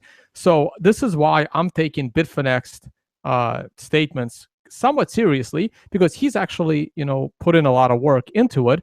Now conspiracy theories aside, whether someone is paying him to do this, that's as much of a conspiracy theory as there are no problems. But again, why do you think that Tether is a good thing for the ecosystem? Because if the US government shows up at those banks and confiscates the money because it's backing a token that is used for activity that the government doesn't like.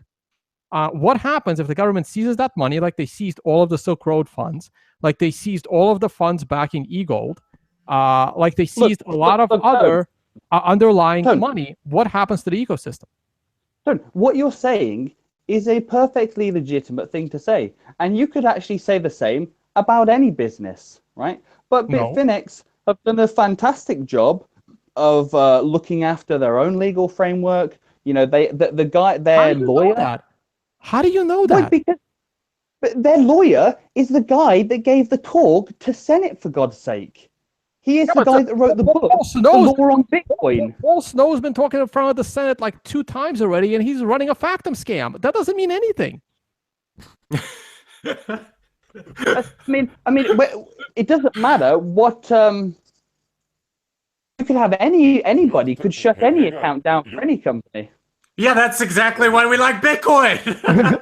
This is exactly why we like Bitcoin. Yeah, but that's great. But you need to have an integration with the fiat markets, right? Yeah, I mean, to some degree. I mean, like, I get I mean, why to some degree. Bitfinex has the You don't position have that it it. does, because I mean, like, you look at the long line of all the scammy exchanges that have existed. Our bias should be we shouldn't trust these exchanges. It's up to you to make us trust you. And you know, this has happened over and over again. I could go on about Bitfinex and Mount Gox and all these exchanges. I mean, like, why would we trust anybody that doesn't provide absolute definitive proof of anything? This is why I don't keep money on exchanges. Okay, that's great. I mean, then people should start off trusting those that give out the least of information, and that would be Coinbase and Kraken. You go and look up USD withdrawal delays. You'll find the biggest culprit right now is Kraken. Who hasn't still released the BCH? Coinbase. What has Finex done? They have been totally transparent about every single aspect of their business. When they got hacked, they said we got hacked. When they you know, after they got hacked, they could have done many different things. They actually chose to give people all their remaining money. They said you can have all your money and withdraw it if you want, and we'll give you a token, and if you hold on to it, we'll pay you $1 for everything. They have done absolutely everything fantastically. I mean, can you imagine Coinbase? I mean, if you got hacked, I think that kind of takes away your credibility as an exchange. No, because that's where you're wrong, Jimmy. Because all exchanges get hacked. It's how you deal with it what separates, you know, the good from the bad. No, I think you need to be pretty secure as an exchange. If you can't take custody of coins and you get hacked and lose them, it's kind of speaks to your technical competence. And if you don't have the technical competence, I have no problem not trusting them. Like that's a normal behavior that people should have. Yeah, and you know, every single exchange is a target. The bigger the exchange, the bigger the target. We know that Finex is the largest, most liquid, you know, Bitcoin trading exchange there is. So obviously they're a nice target. Yes, they did get hacked, but what did they do with it?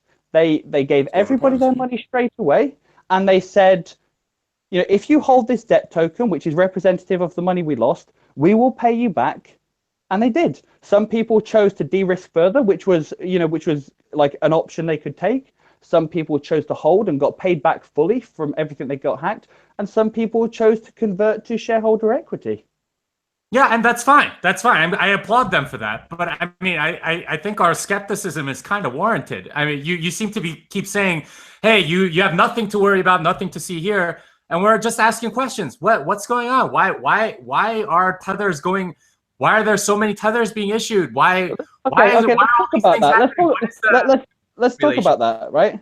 Yeah, I would love to hear the answer to this. I'm dying to know where $120 million came from this month to create new tethers.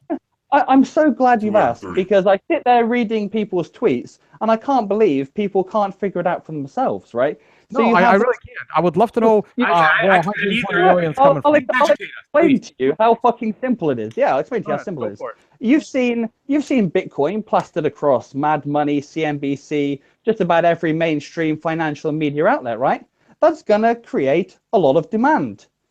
So when you see tethers increase, that is, you know, people crediting, you know, putting money into Tether, and then issuing that. How are they doing that?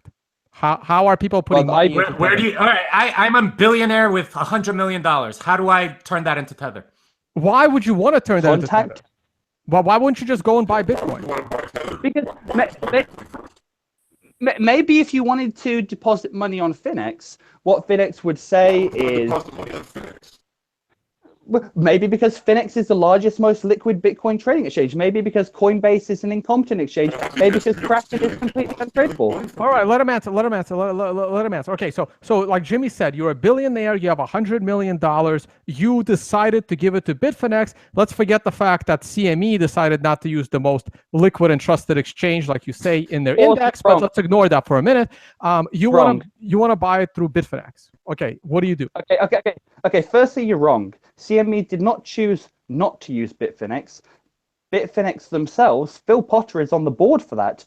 Bitfinex themselves chose deliberately not to be in it. And the reason why they chose not to be in it is because by being in that index, you become subject to a lot of US law and regulation. And you know that the US government is very overreaching in its demands, very controlling, and that adds a lot of, extra... all right, fine. Okay, all right. Let's not talk about the CME. Please answer the question about getting $100 million into Bitfinex. Okay, so if you want to deposit $100 million onto Finex, maybe they would say, credit this account. You would credit that account, and then they would, issue the tethers that represent that amount, and then transfer that, to their exchange or Poloniex or whatever it is. Okay, so you're saying some very highly staked person is choosing to convert their dollars to Tether so they can go buy Bitcoins on Bitfinex and not use, say, an OTC or some other way. This sounds like Bitfinex doesn't have a bank account.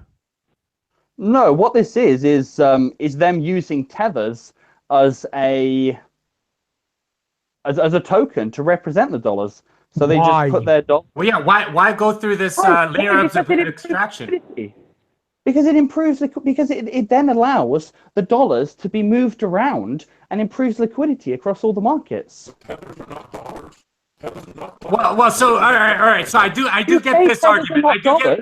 But you put in dollars, you get 1 for 1 out. You give back Tethers. So I can see Flipper's point. So you could take the Tethers, you can put them on Poloniex, you could put them on Bittrex, go buy more Bitcoins there. That way you don't get as much slippage on Bitfinex.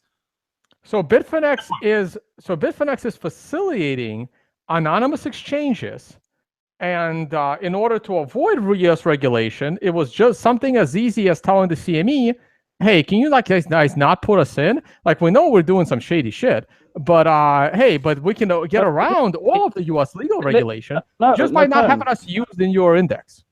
Tony, you're talking some serious shit there. You're talking some serious shit there. They didn't say, we know we're doing some shady shit. What they actually said is, we don't want to facilitate US customers, and we don't want to have anything to do with the US. And I personally think that's a good idea. They still allow institutional US customers. You do realize... Yeah, go ahead. I'll let you guys talk for a minute. Tell me this, right? I tried having a look online. I cannot find one person who is having any trouble withdrawing or depositing dollars onto Finex. I don't know if that proves I've never met any places that are like that. I've also never met any person that has. I was hoping you would come on here and tell us that you trade on Bitfinex and you have no problem depositing money into Bitfinex, but you clearly don't want to tell us where you're trading. So I still have not met a single person that has actually put any money onto Bitfinex in the last 6 months. Well, I know people that have put money on and taken money off, and there's no problem whatsoever. Okay. Are they using US dollars or Tethers? What are they using to put it on? US dollars. So they're able to deposit somewhere, get cash deposited into Bitfinex, they trade, they get the Bitcoins out or Bitcoins back in or whatever. Who do they write the checks to? And does that bank belong to Bitfinex? Well, there you go. Then it comes back to, who does that bank belong to? The banking relationships are the secret sauce behind every crypto company. Okay, hold on a second. You do not want to give details out. Who do you write a check to? If I wanted to deposit money in Bitfinex, who do I write a check to? Do you know? You can say I don't know. If you want to deposit money onto Finex, I would recommend you get verified on Finex and tell them you want to make a deposit. And maybe if you're 1 million, well, hey, I know loads of people that have got verified. And if you're not getting verified, you can come on TeamSpeak and say, hey, I've been waiting verification, and they will, speedily, have a look for it for you. Okay, But, so I mean, I get this argument that okay, maybe $100 million is coming in by people that want more liquidity or want quicker transfers of U.S. dollars between different exchanges, and they're utilizing tethers for that. Okay, that makes more sense to me. But that also means that they're facilitating anonymous transactions, hence helping U.S. users. Yeah, so they're doing some. They're probably violating some AML KYC by doing that. But regardless, I get why people would want to do that, right? Oh, he's gone. Oh well, Flipper's gone. We could get BTC Vix. I think he's offered to come on if you want to message him, Tone. Sure. All Vix, right. you want to come on? I got him. Okay, but I'm kind of I'm really confused.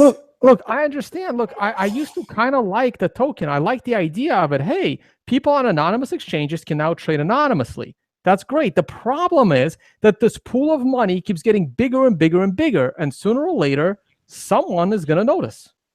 Yeah, indeed they are. And I'm just, yeah, I mean, I don't understand why. Okay, Flipper's back. Flipper, can you hear us? Yeah, I'm back. Okay, all right. You were in the middle of talking about, I guess like the deposit process and everything on Bitfinex.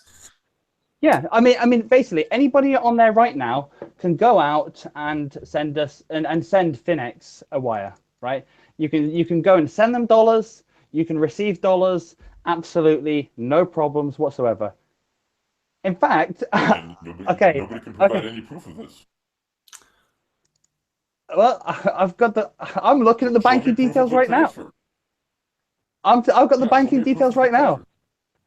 I could show you proof of the transfer if you want, but I'll tell you what, why don't you go and deposit some Bitcoins on that? Oh, wait, you can't, you sold. But if you do have any money left over, send it over to Finex, sell it, issue withdrawal. All right, so we have BTC Vix joining us. He's also from Whalepool. So BTC Vix, you want to introduce yourself and say hi to our viewers? By the way, we have 1,286 live Whale Club. He's from Whale Club. Whale Club, not Whalepool. Sorry. I get those two confused all the time. Yeah, I mean, Flipper and I go way back. Our paths diverged at one point in time. I basically am a trader, been on Bitfinex for a long time, left Bitfinex. We have someone from Bitfinex. Oh, no, I left. Why did you leave Bitfinex?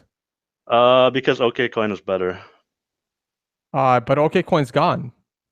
Well, OKX now, it's same company. Oh, it's still around. You're still trading there.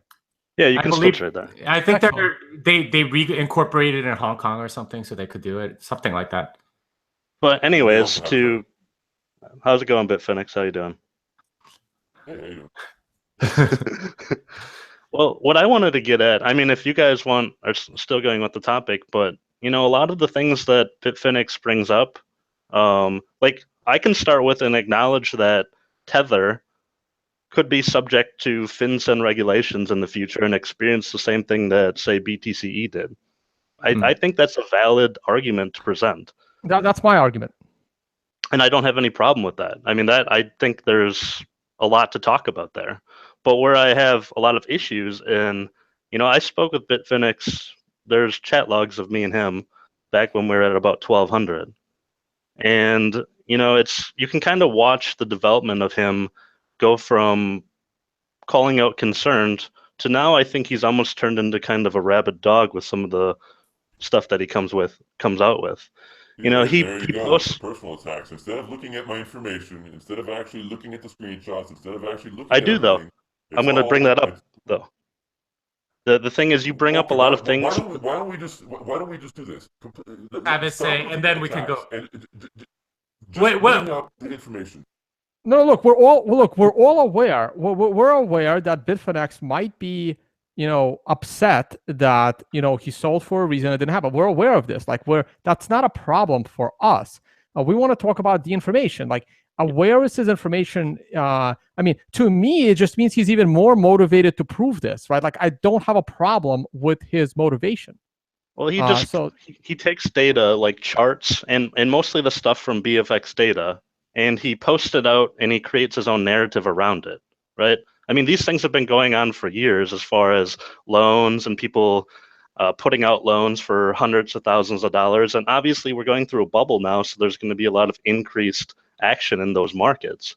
So to just paint it as, well, this is Tether creation, and here's Tether buying Bitcoin on the chart, he can't prove any of that. That's all just hyperbole. And that's where I take issue. It's fine if we want to talk about Tether and the FinCEN and in relation to that, but to try and bring this idea of fraudulent.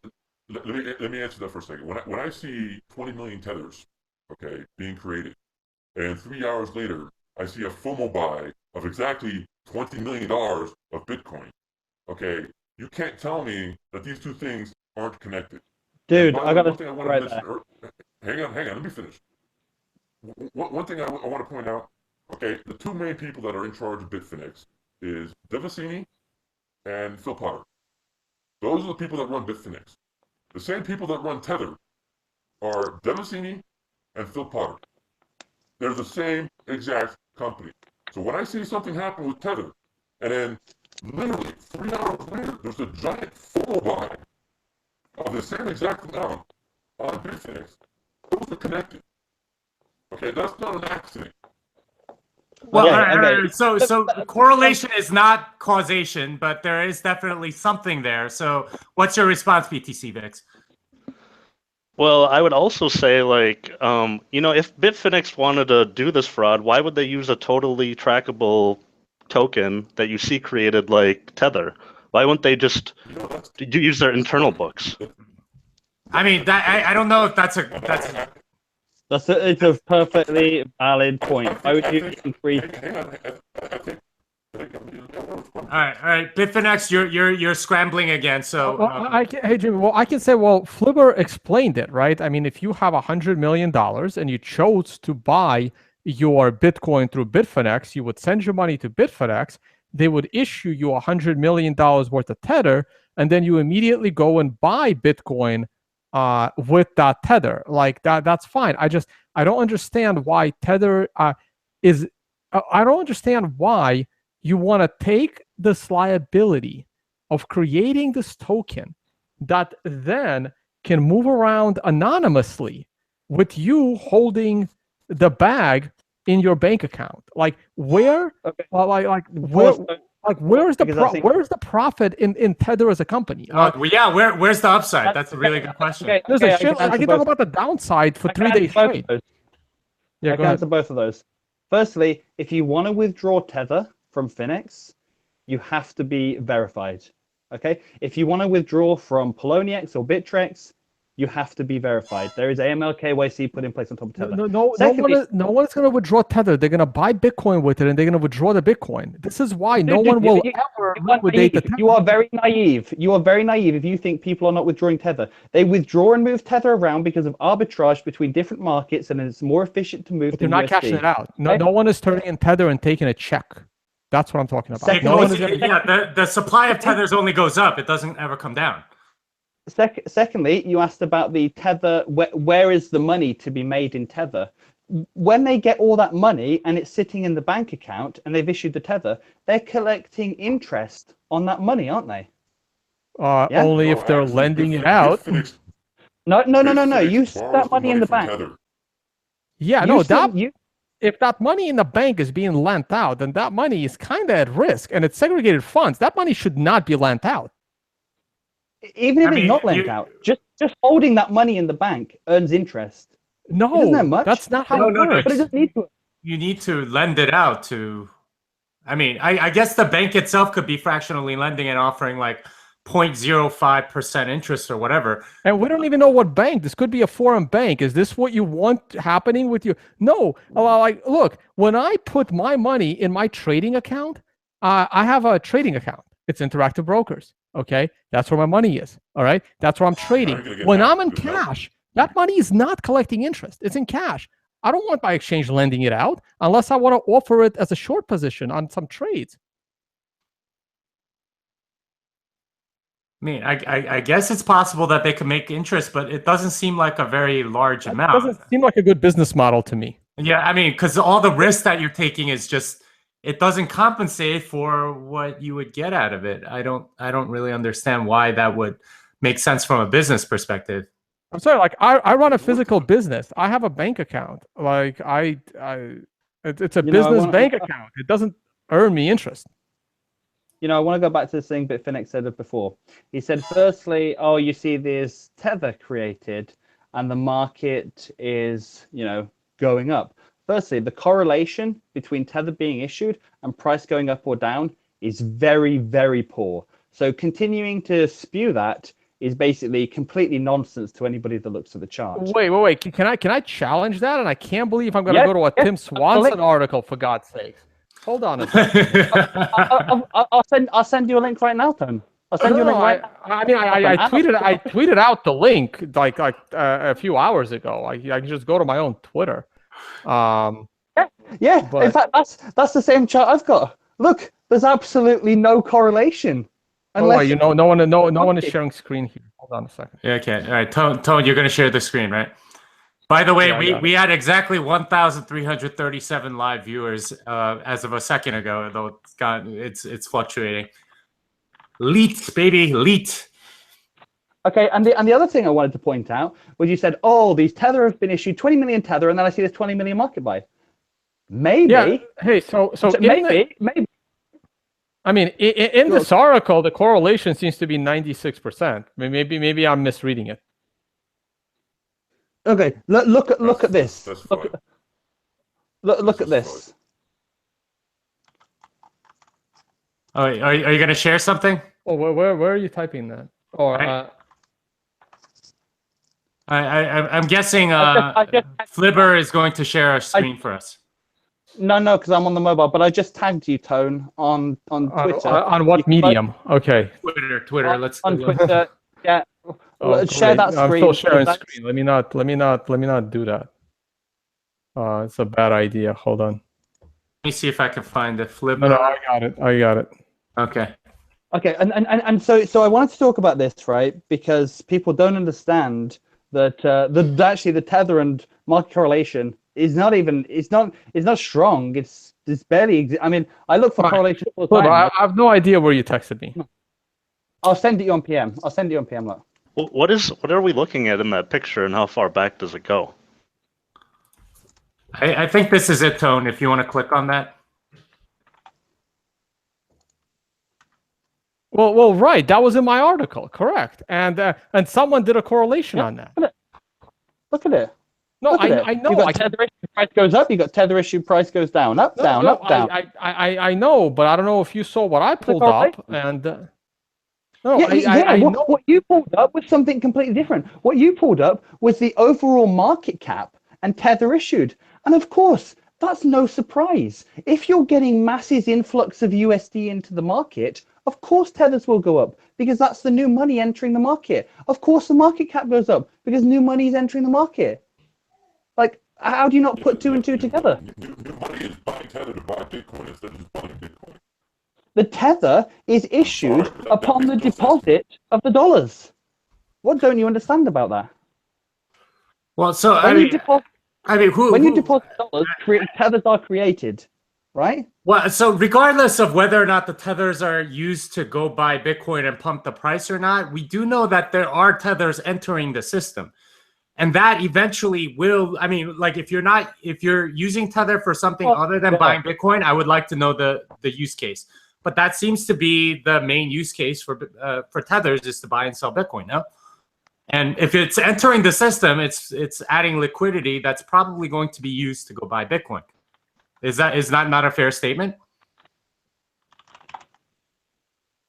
Flibber? I didn't actually hear the end of that. All right, so I mean, well, like how about yeah, go ahead. No, I didn't see the chart that Flibber posted because I'm blocked on Twitter from him. But well, we're going through a bubble right now, so there's going to be a lot of increase anyways. So trying to just point at the chart and be like, oh, those are Tether buying there and there. But more importantly, if that was the case, Bitfinex be running at this massive premium and leading the market, and a lot of times it's not. I mean, you have the Korean side of things and JPY that are often multiple percent ahead of the US dollar market, and in percent terms are moving more. So it kind of foils a lot of that idea that it's going directly to Bitfinex, and then these are actually what you're seeing in buys. It's easy to paint that narrative, but I just don't. It's easier too because we're going through a bubble right now, and you're seeing the massive increase in issuance of Tether into a bubble scenario. Right, and I mostly want to know why that. I mean, again, like I don't understand why anybody would, right? So to me, it sounds like, look, there's a reason why Bitfinex is the highlight of all of these discussions, right? Because no other exchange, like any other exchange, right? You either have an exchange without a bank account, or at least without a bank account for its users. See, there's two different things, right? There's your Poloniex has a bank account. I'm sure they do for their business. It's not a bank account for their users. Those are two very different things, right? GDEX, for example, and I'm pretty sure Bitstamp have a bank account for their users. That's why they are able to offer people USD to Bitcoin trading. So either you have an exchange that has accounts for their users and one that doesn't. So in case of Poloniex, they don't. So USD Tether is good for them to use. Bitfinex, right, seems to have both or not both. Like I don't understand, right? Like Bitfinex seems to have all of the liability here because either they have a bank account for its users, which I do agree though, like when those Wells Fargo wires were having a problem, it actually does not mean that Bitfinex lost their bank account.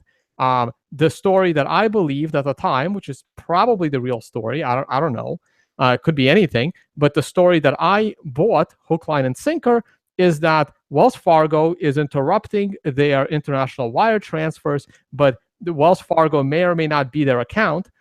Nobody knows. And this does not mean that they lost their bank account. It may be that they did, but we don't know that. There hasn't been evidence on one way or the other. Okay, so that's speculative. I'm okay with that, right? Now, of course, we saw that with OKCoin and Kraken and Stamp. They all went through USD problems at the same time. Right. So now we don't know. Now, what I still don't. Right now. Sorry, say again. Bitstamp has banking right now. I haven't heard any problems with Bitstamp having any. Oh, yes, I'm they sure did, but I'm sure they do. Any exchange that's offering USD trading towards Bitcoin, either they're running a scam or they have a bank account where their users can hold their money. I want to talk about something else as well, because a lot of people say, where's the redemptions, right? Where's the Tether taken away? Yeah, you said it as well, Tone, didn't you, a minute ago? Yeah, you wondered about that, right? Yeah, and the reason is, and it's really simple. The money they get in is a lot more than the money they get out. So if they don't have any money getting out, like it's just a little fraction. Because if they get $1 million in and they get 100,000 out, right? Why take out the 100,000? Why not just credit the 900,000? You see? No, I don't. Can you explain? I think he's saying that the net is always going to be positive because of the bull market. Yeah, exactly. And the reason why we have these tethers growing all the time is because this is the reflection of the whole crypto sphere going through this bubble and just inflating in this market cap. So not only do we have like this really shit correlation to do with this stuff, but as per the chart, but it's very natural that we would assume that tethers would go up a large amount as the whole crypto market cap goes up a large amount. Fine. I buy nothing remarkable about that. I buy that. How large do you think this can go? How big the tether pot can go, do you think? I mean, it depends how many millions or billions of dollars people want to put in. Okay, let's say it's billions, right? They're going to jump through hoops to deposit money to Tether to then buy Bitcoin instead of just using GDAX, Bitstamp, Japanese exchanges. Yes, they do. Japanese exchanges. Okay. Yes, they do. These are very large. These are very large players, And for them to move money around, it's much easier, because they're doing like very complex multi-exchange arbitrage. And for them to move money around, it's much easier for them to use tethers than it is to go through Kraken or GDAX. We all agree on that because Tether is an unregulated crypto coin. So what happens when the government doesn't like Tether anymore? Wait a minute, right? The point about this Tether being regulated, unregulated, and concerns, as BTC Vic said, it's a discussion worth having, right? But what we do know is that Finex has they have a lot at stake. They have a lot of very good people, and they will have done good due diligence and done their best to make sure that everything. I don't buy that. They got hacked. How can you trust anybody that got hacked? Whenever an exchange gets hacked, it's nothing to do with following the law. Internal or external. You have no idea if they took the money for themselves or if it was an external party that actually hacked them. I don't trust anybody that's gotten hacked for that reason. Jimmy, this exchange is making over $1 million a day. Okay, they do not need to go and hack $70 million worth of their own Bitcoin on a public ledger that will be watched for the end of time when they're making $1 million a day. I question that. I really question that logic. Because they're making so much money, there's no temptation to steal. A lot of rich people still steal. Okay, like I don't think that's Jimmy, really a valid argument. Why would Phil risk his freedom, his family, and his life for just to steal $70 million that will be on a public blockchain and tracked forever and possibly never even be able to be used or withdrawn or anything? Big Vern did. No sense. I mean, there's a lot of people that have done stupid things like that. The Silk Road agent, he just took a bunch of money, right? Like stuff like that happens all the time. I mean, you can't speculate on whether or not someone is smart enough not to do X, Y, or Z. Jimmy, who you're talking about here is not some stupid Silk Road agent that doesn't know what he's doing. You're talking about of CEOs that have invested in their companies. That's not a good argument. You're talking about the leader in the whole blockchain crypto Bitcoin. And what was Mark Karpellis 4 years ago? He was running a fraudulent Willy Bot operation, wasn't he? Yeah, and who's to say that Bitfinex isn't? Your premise is based on Phil Potter is this like high integrity guy. Well, I need to see some evidence of that first. And the only evidence I've seen is they got hacked. They admitted it. Oh, Jimmy, you've got it wrong. That tells me that they've done something wrong. Well, you have presented no evidence at all. Go on, Vic. I think we're a little bit off topic here, but the topic of the Bitfinex hack it's a very deep one. And I mean, you have to bring BitGo in there as well. And I mean, we did a whole hangout with them. I still think, Bitfinex is 80% at fault of that whole ordeal. But yeah, I don't know if this is the way you want to go with the discussion, but. Yeah, I mean, I have a Flipper question about Tether. Go. Okay, Flipper. Okay, those legal terms that they have for Tether. Why do you think they put? Yes, your posts are hilarious about it. Waiting for an answer. I have one otherwise. What is the question? What is the question? I don't get it. Why do they? Okay. Why does on the website it says you can redeem them, but in the terms of service it says that you kind of can't? Okay, Phil has answered this probably 2 or 3 times on TeamSpeak, if ever you any bothered to come on. And what he said is the reason why they have the reason why they have that on, the reason why they have that on is because if somebody like, some, I don't know, Islamic terrorist tried to go and reclaim some tethers, they could turn around and say to you, they already have clauses for that. The anti-money laundering and also the OFAC. You don't have to turn the Tether token into a worthless car wash token in order to comply with anti-money laundering. You can have KYC and anti-money laundering without making them worthless car wash tokens. If it's worthless car wash token, why have they got $400 million in the bank? And why is Tether not completely decimated across all the Because it market? has money. Why is It has Bitfinex money not in the trading at a bank. 10, Doesn't mean 15%? that money is for Tether redemptions. The markets do not back up anything you're saying. Well, Everything you no, say, we agree. said is It's irrational sometimes. Yeah, You so have no we don't know evidence what's going on with the markets, and who knows? Maybe somebody knows something that we don't. But yeah, once the markets actually turn, we're gonna find out. if the markets turn, we'll definitely They're find out. gonna turn sooner or later. It's gonna turn. Oh, they're gonna turn. There ain't no getting around that. I don't know. I'll wait for the markets to ain't tell no us getting that. around what? You have absolutely no evidence to support anything you're saying. You post pictures of tethers going up and price going up. Yes, that is completely illogical. It's not my fault you can't understand that.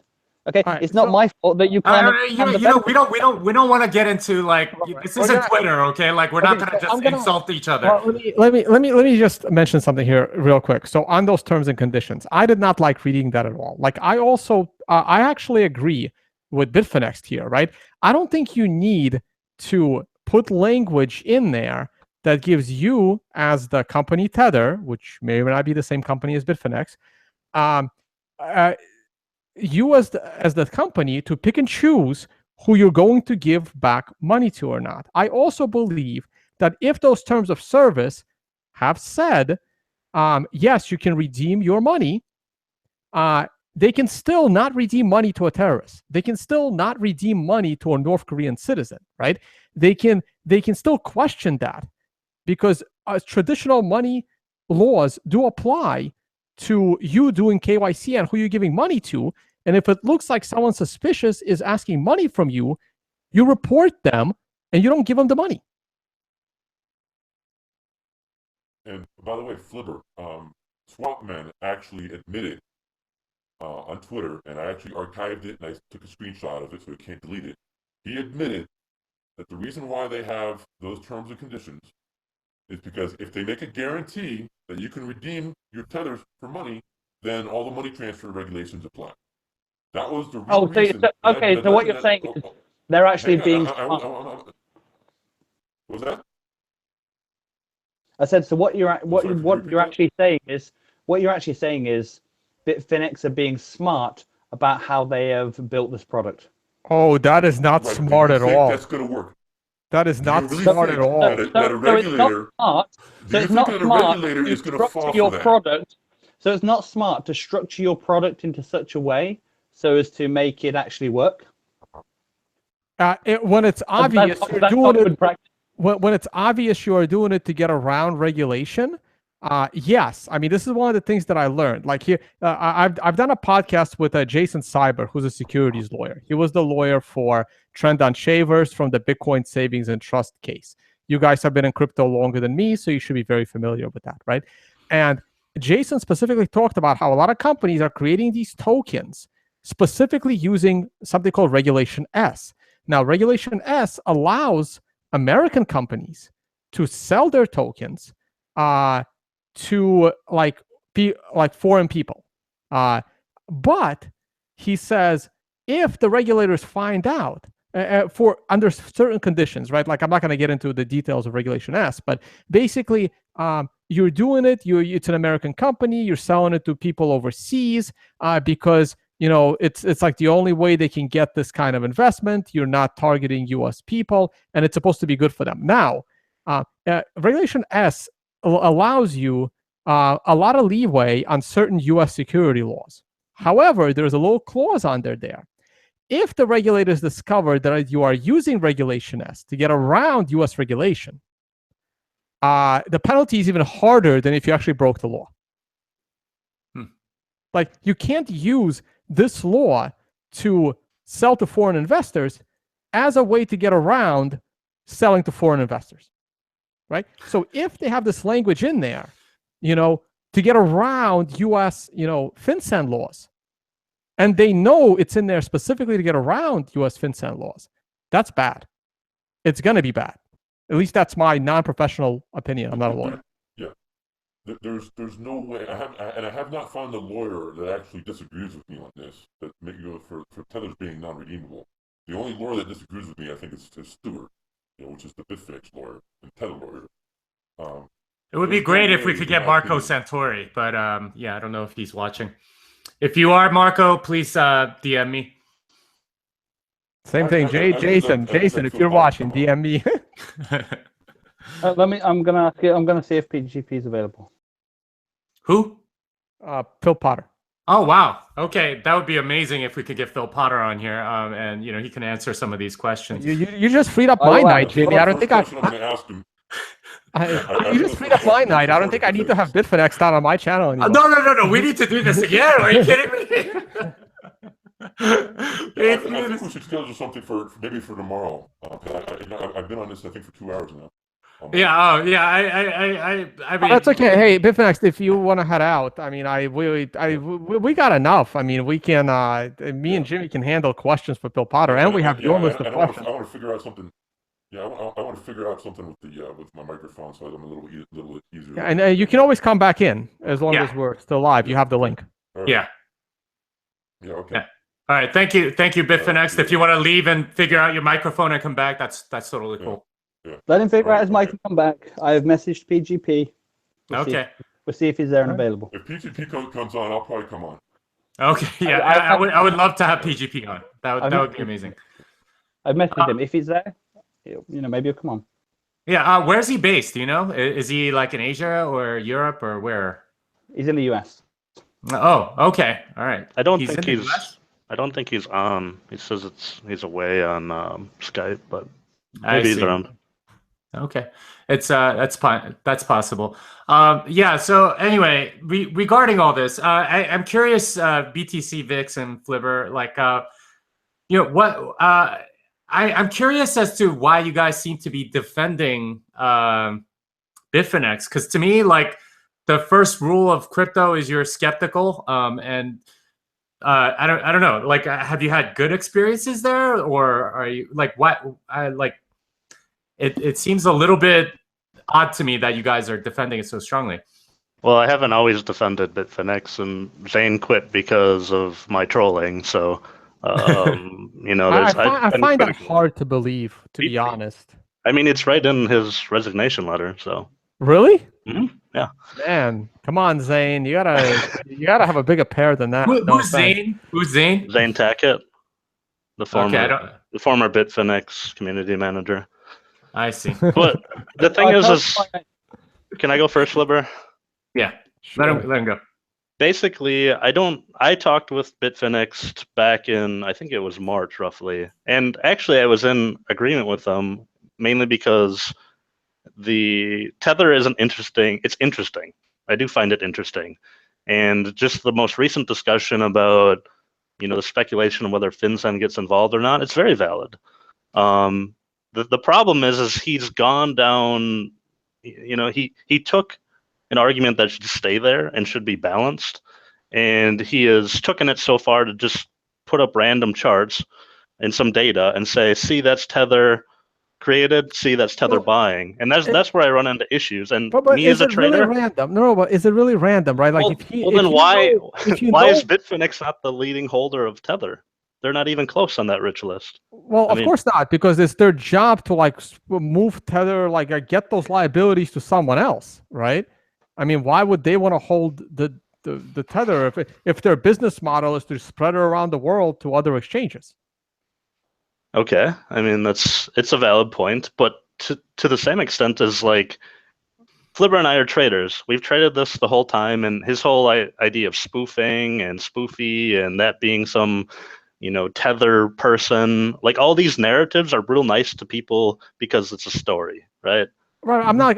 Yeah, but I'm not going there, right? Yeah, I don't think we bought that necessarily. Yeah, we're not. We're just looking at the actual business and asking questions. But Tone, you just said you countered me by saying, Tether gets created. There's a market buy on Bitfinex. Well, no. Okay. So what I countered was, hold on one second. I'm gonna go back to that screen share of the article because it's the same chart. Okay. So here, let me go back to screen share real quick. I'm not saying you can make random conclusions, right? But if these are the exact dates where this amount of tether is being created, and if this is public knowledge, right? Like if it's easy to tell when new tether is being created, right? I mean, there is that part is trackable, right? So you can say that he's making random conclusions, but you can't say this is a random chart. Like the chart just shows facts. The chart shows when tether is being created and how much tether is being created. Now, how you choose to read this chart is up to you. But you call this like a random chart. It's not random. It's a chart of facts. It's how you read it. I haven't thought enough about this chart to make a conclusion whether tether is solely responsible for these pumps or not. But I do like this chart, and if Bitfinex'ed is responsible for putting this chart together, then he is doing a service to the community by doing some work. It's reaching, though. I mean, we can come up with all kinds of supposed correlations. No. The conclusions might be reaching, but the chart itself is fact. No, he's not doing a service community. He's doing a disservice to the community by making up bullshit and just fucking fudding it all day and all night, making videos, images, Medium articles, tweeting all day. This is a sustained campaign, and he's just, at the end of the day, he's just a butthurt bear that sold many, many thousands of dollars ago and has been sitting out ever since in complete disbelief. Again, I don't think that's relevant at all to the facts that he showed. Who cares? It is relevant because he runs a blog now. And you know what?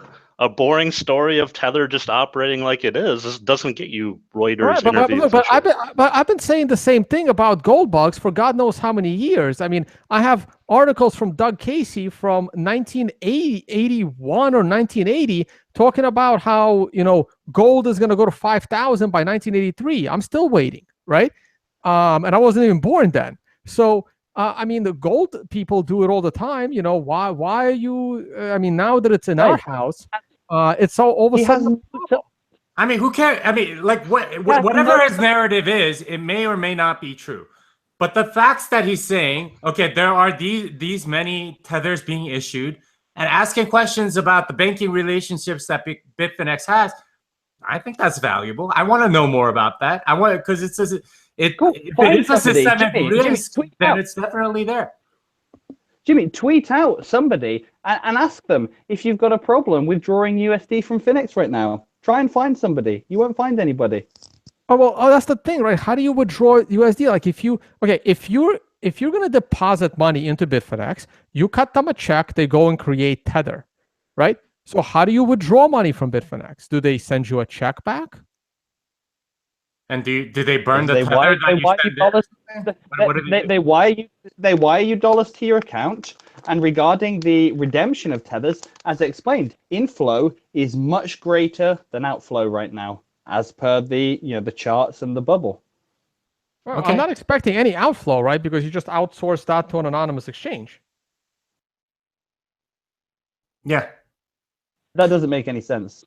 Well, he's saying outflowing via Bitcoin, but yeah, outflow of Tether would require I don't know, some check or some wire or something. Like how do you get? I mean, can you convert Tether to dollars? That's really the question. Yes, of course. If you go to Bitfinex and say I have these tethers, can I withdraw them as dollars? They will send you dollars 1 for 1. If you go to Tethers and say I want to withdraw these dollars, they will send you the dollars 1 for 1. All right, so I would love to get somebody online that's actually done that because I haven't heard anybody do that. I would be surprised if you would find somebody to do that, because that would mean disclosing what they're doing. Maybe you would find some US-based LLC or something that would be willing to do that. I wouldn't personally if it was me. Well, I mean, if it's an assertion without any evidence, then what am I supposed to do with that? Like either you can do it and you can show me that somebody can, or you can't do it and you're just making up stuff. Like how am I supposed to do that? No, because you have no evidence that you can't withdraw dollars. You have no evidence in the markets. You have no evidence of people complaining on Reddit or Twitter. There's no evidence. There's no evidence in like price discrepancies. Right, but All you're But saying it's very clear no one is actually doing that, right? Because Tether is only being created. There hasn't really been any Tether being. Well, so you might be right. There might be some netting or whatever. That's fine. I get that, but I still don't. I mean, like, it's my default stance with any exchange or any of this stuff in the space is to be skeptical and not trusting, because that's what Bitcoin is supposed to be all about. You're supposed to be able to verify things for yourself. And when you say something like, well, you know, there's no problem because there's nobody complaining about it. Well, that's the same case with like Ponzi schemes. Nobody complains until everybody complains. Right. And that's not the way you like judge something, is because, well, no one's complained so far, so you're completely off base. That's not an argument. That's just saying like, okay, they haven't had any problems so far. Jimmy, they have an audit ongoing. They got Friedman to sign off on a document saying, we've seen your bank account showing you've got $400 million in the bank account, right? And you have 400 million tethers. You know, yeah, so I mean, again, that's not evidence necessarily. That's just, they have 400 million in the bank. It could be a loan. It could be something else. I don't know. Whatever it is, it's not necessarily correlated to the tethers. That alone is more than anybody or any exchange has ever done before. And the reason why I am a strong Bitfinex supporter is because they are incredibly open and honest, and they have a constant outreach with the community. Like I was saying on Reddit the other day, anybody at any time can come on TeamSpeak and they can actually talk to Bitfinex. It's like having phone support that's like right there in front of you. So does like every altcoin in existence and every ICO. That doesn't mean they're all Crypto Locker has the best tech support in the world. Go and tell me how easy it is to talk to Kraken. There is no phone number to Kraken. You can't even get a ticket replied to on Kraken, and the people who reply to on Coinbase are just, you know, your $5 an hour, you know, normal people that are just answering support. You have the exchange owners on TeamSpeak that you can come on, speak to, and grill. Accessibility is not worse. That's not the same thing. That's not make it worse. Increased open transparency does not make it worse. I encourage everybody out there who has any doubts to come on and give PGP the biggest grilling of his life. I would love it. I mean, if he'd come on this show, we would totally grill him. But yeah. By the way, if I ever call Amazon support and the C-level manager is handling, you know, why I didn't get my package, that's not comforting to me, right? I'm sorry. I want my C-level managers working, not hanging out in TeamSpeak. That's not making me feel better about Bitfinex. Regardless, I mean, there's some value to doing that as a CEO. I get that. I'm just saying. These are all startups, though. These are all startups, and there's not huge amounts of people to do that.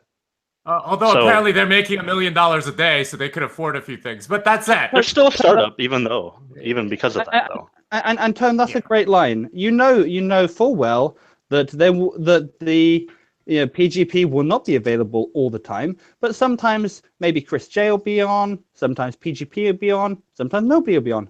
But they're there and they're accessible and they answer questions and talk to users all the time. And that's fine. That's great. But transparency is not honesty. That's not the same thing.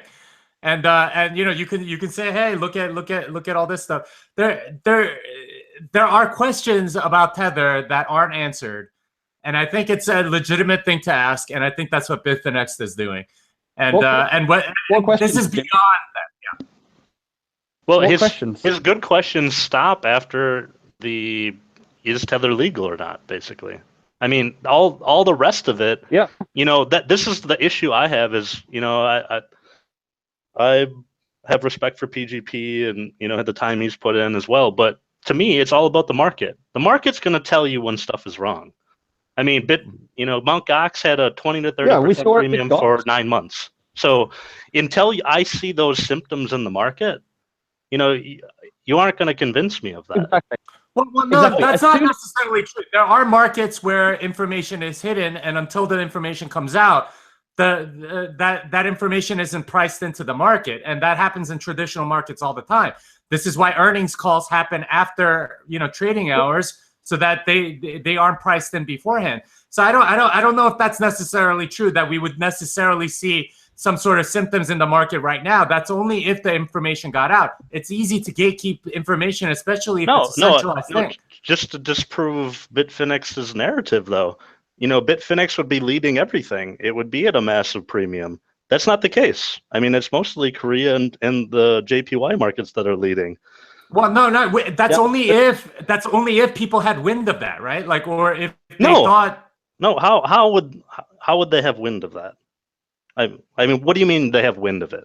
So it would only be, Bitfinex would only be leading the market if people had doubt in Tether, and they wouldn't have reason to doubt in Tether unless there was information to doubt Tether. Yeah, but if that information was being contained, then it wouldn't be going down.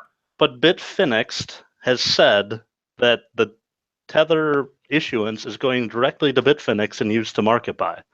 So then Bitfinex would be leading the market and be at a massive premium continuously because of that fraudulent injection. The same way Gox had it because they had no. If that exact sequence happened exactly like that, I would agree with you. But there are ways to hide that too, aren't there? Like if they see some like Korean exchanges are going crazy, if some of them have more going on there, then maybe you time it so that you inject at the right time, so it looks like the Korean exchanges are leading it. I don't know. There are lots of ways in which if that's the signal you're looking for, that's really reaching. You can hide it. Yeah, you got to go down that. Well, I can offer another scenario. They're creating these Tether tokens on behalf of these other exchanges, right? Like Poloniex and Bittrex and all these other ones that want Tether. They're the ones that are sending these massive checks, and then Tether goes directly to these other things. And see, to me, see the one place where I differ with Bitfinex is yes, let's say, okay, so I've usually been playing. I generally play devil's advocate that I believe the money is all there, and I still have a problem due to mostly legal issues, like the ego legal issue, right? Now, suppose I play devil's advocate and I'm on the side of Bitfinex'ed, right? Suppose there's no money there. Suppose it's there's only 10% backing of the token and everything else is fractionally reserved and the money's borrowed. Let's say I buy into all of Bitfinex's views. I believe Tether has been, and again, if I believe him that Tether has been pumping the crypto market, I think that Tether is way more responsible for pumping altcoins than it is for pumping Bitcoin. So to me, if Tether was to go belly up, I don't necessarily think that Bitcoin has to crash. I think the altcoins can suffer greatly, and people can rush into Bitcoin selling the altcoins because there will be no more USD style trading. There will be no more market for US dollar to an alt. It'll all go back to versus Bitcoin, maybe versus Ethereum, assuming that one's still around. So all of these anonymous exchanges like Poloniex, Bittrex, if they lose USD Tether, Bitcoin becomes the backbone and the unit of account for all these alts completely. So it's not necessarily bad for Bitcoin if something was to happen to Tether. Just my little counter, playing devil's advocate, taking Bitfinex'ed's side on his research. What do you guys think of that? What I think we should steer it right back to Bitfinex'ed and what his narrative is, and just completely destroy it because he has nothing. Yeah, this is the thing. I don't agree with that. I don't agree with that either. That seems just like, well, everything he says is a lie, therefore let's just throw it out. I do agree with the first part, and I've said that. And the thing is, though, once you get past that, then you can create all kinds of stories. And the thing is about those stories, the most boring story that Tether is just operating like it is, the market's not pricing in any kind of event that he's saying, none of that sells. Bloomberg reporters don't want to talk to you when you just say, oh, it's working fine. No, tell me some juicy story. And that's what he's now created that character. That's what he's done. But do you know how hard it was? Do you know how hard it was to get him on a podcast? He doesn't want to talk about this publicly. Yeah, well, that's part of the branding, right? Let's make it so it's really. Well, so I mean, how? Okay, right. So you guys are asserting that he's gaining something out of this. Is it attention? Is it money? What is he gaining out of saying all this stuff? The thing is, think about this. Why wouldn't he want to be publicly recognized. I mean, he's a hero, right? He's calling out the fraud of the whole market. He should be putting his name out saying, hey, look at me, everybody. I'm your hero and savior. I'm pointing out all this fraud and shit. He's not. He's hiding away like a coward. Wait. again, Wait. You're also not doing that. So I don't know if you have any position to be able to say something like that when you're hiding behind the face. Can you hear my voice? Yeah, I can. You can hear my voice all the time. Yeah, where's him? Well, so, I mean, well, what do you do? You're saying you're using your own voice instead of a voice modulator. I mean, but that's not much more. You wouldn't even tell us whether you trade on Bitfinex or not. I mean, come on now. Like you're saying you're so much better because you're using your own voice.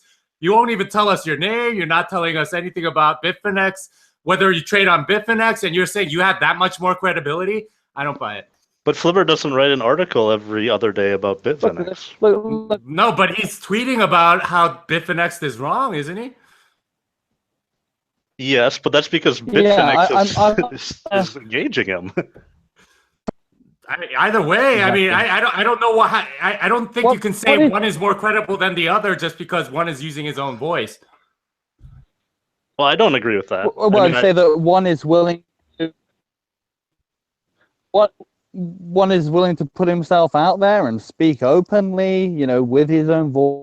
Fictional conversation about. Are we really gonna talk about whether it's your voice or a voice scrambler? Like, I really couldn't care less. Yeah, I don't really care about that either. But regardless, I mean, it's like you can't call him a coward and stand behind an anonymous veil, just like he does, and say, well, he's a coward for being anonymous. Well, you're anonymous too, so that argument doesn't wash with me. Okay, well, let's go back to his narrative. Let's go back to what is his proof that Tether is proof for that. Well, I don't think any of us are saying it's proof. I mean, he put together evidence, and he's making, his he's creating a logical conclusion based on the evidence that he has. Now, you can disagree with his conclusion. The question is, are you disagreeing with his evidence, right? Like these are the two very different things. Are you disagreeing with his evidence? Or are you disagreeing with his conclusion? Well, this is it. He has no evidence. Like, where is his evidence? Where is his evidence that the money is not there behind Tether? No, that's the conclusion. No, that's his conclusion. That's his conclusion. Okay, well, that's his conclusion. But there's more evidence to say the money is there than it isn't. I wouldn't say that.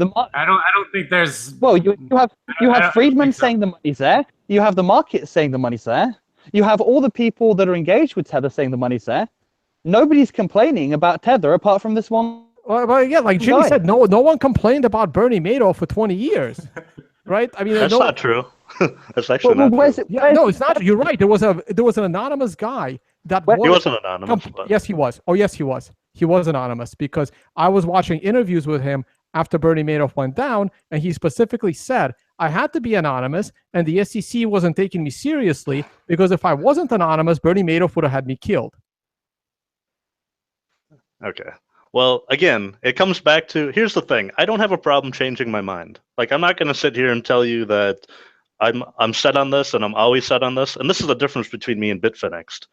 He's now gone on this kind of, he's going kind of OCD style, where he says he sold his coins because he didn't want to partake in the fraudulent pump, even though he knew Bitcoin was going up. It's the dumbest thing I've ever heard. So that's why I know something mentally is wrong with him. Yeah, it is. You're telling me if you know Bitcoin's going to go up 8x. Wait a minute. There are people that will refuse to make money sort of in a way that they feel is immoral. I think that's a totally fine way. The market has gone nothing but gone up for 100 years. And all I see is everyone talking about how it's fraud and how it shouldn't go up and how it's supposed to crash. Okay. So no, I don't buy that argument at all. Every libertarian is afraid of the stock market, and they've been afraid of the stock market for 100 years, and it's done nothing but gone up. Okay, but he actually said that, he's taking credit that he absolutely knew Bitcoin was going to go, into the high 5,000s and north of that. And he sold his Bitcoin because he didn't want to partake in what he believed would be the fraudulent pump of Tether. I mean, this is just, there are mental things wrong with him. No, that's not wrong. Again, this is what I hear from gold bugs about the stock market every single day. A little less now, but that 3 years Tether ago. is a fraud. He believes that the money doesn't exist. It doesn't exist. I mean, and when you show him Friedman saying the money is there, he says, "Oh, how do we know they didn't borrow it? Who are they going to borrow $400 million off?"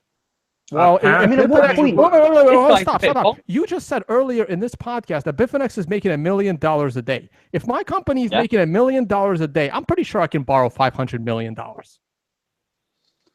So okay, so we're making $1 million a day, but we still need to go and borrow 400 million to pad out the tethers. There's a lot of reasons why you would do that. Yeah.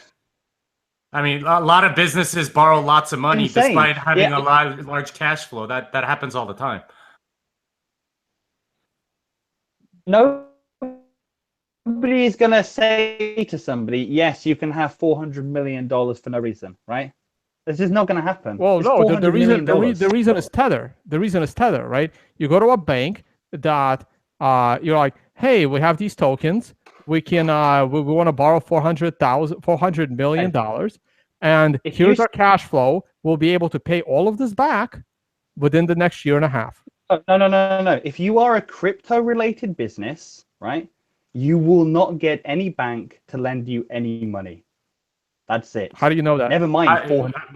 You can't just boldly assert that. Coinbase just raised like hundreds of millions of dollars. Yes, I mean, you can't just be like, well, no one's ever going to do anything like that that I disagree with. That's different. They're not a bank. They didn't raise money off a bank. Okay. No bank is going to give you $400 million as a crypto-related business. I disagree. I think they're investment. I don't know. There might be venture capital funds, whatever. There's sovereign wealth funds. There's so many ways in which you can make. Okay. So let me get this right. So he's saying Bitfinex doesn't have a bank account yet, but they borrowed the 400 million, even though it sounds like banks won't actually into it. Like Bitfinex doesn't have a clue what he's talking about. He had no idea about the whole Wells Fargo issue. He believes he tweeted something about their lawsuit, right? The reason why Bitfinex brought up a lawsuit against Wells Fargo is because Wells Fargo was shutting down their international transfers as a correspondent bank. Yes, that's what Bitfinex told us. And they could not get an answer from Wells Fargo. Wells Fargo compliance were not even talking to Bitfinex. So they had to take them to court just to get an answer. And what Bitfinex is trying to do is, what they would like to do is they would like to, pull together the resources of the crypto economy to work together, because all these businesses out there, Kraken, OKCoin, Finex, all of them, ATMs, they all struggle with this bank account. It is a massive problem. And they would love if other players in the market, Kraken and Coinbase and people like this, they would love if they would come together and help with a joint lawsuit to go after these big banks for basically collusion and shutting down this innovative new market. Bitfinex are very pro Bitcoin. They're very pro everything good and right that you stand for. Bitfinex will be standing for as well. They are. Well, let's go back. Okay, enough. Like again, we're not here to. To preach on that stuff. Can you go back to the Wells Fargo issue, right? So fine. The story that we got from Bitfinex was that Wells Fargo was interrupting their international wire transfers. Now, we don't know how that ended. As far as I know, there was a lawsuit involved. Do we know anything about it? Has anyone looked at the court filings? I think I had a look at them at the time they came out.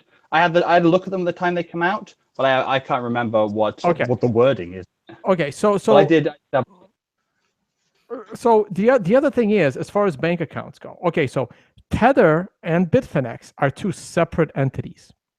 I'm pretty sure that Tether, at least at one point, had a bank account. It probably still does, okay? I'm pretty sure that Bitfinex, Bitfinex the business, has a bank account. Now, Bitfinex, the business, Of course. happens to be involved in other people's money. Not every business does. Like my business doesn't. It's a brick and mortar. I don't hold any customer funds. So I only need a business bank account. I'm pretty sure Bitfinex has a business bank account for their corporation. Now, what Bitfinex may or may not have is a bank account where they can hold their clients' money. Okay? This is the question. It's not a question whether Bitfinex, the entity, has a bank account. It's whether Bitfinex, the custodian of other people's funds, has a bank account. Now, if Bitfinex, the custodian of other people's funds, doesn't have a bank account for those custodian funds, it makes sense why Bitcoin needs Tether. It also makes sense why Bitcoin might have bought Tether, because Tether has a bank account, and that bank account has money, and that money gets turned into the Tether tokens that they can then use as a quasi bank account on their exchange for their customers.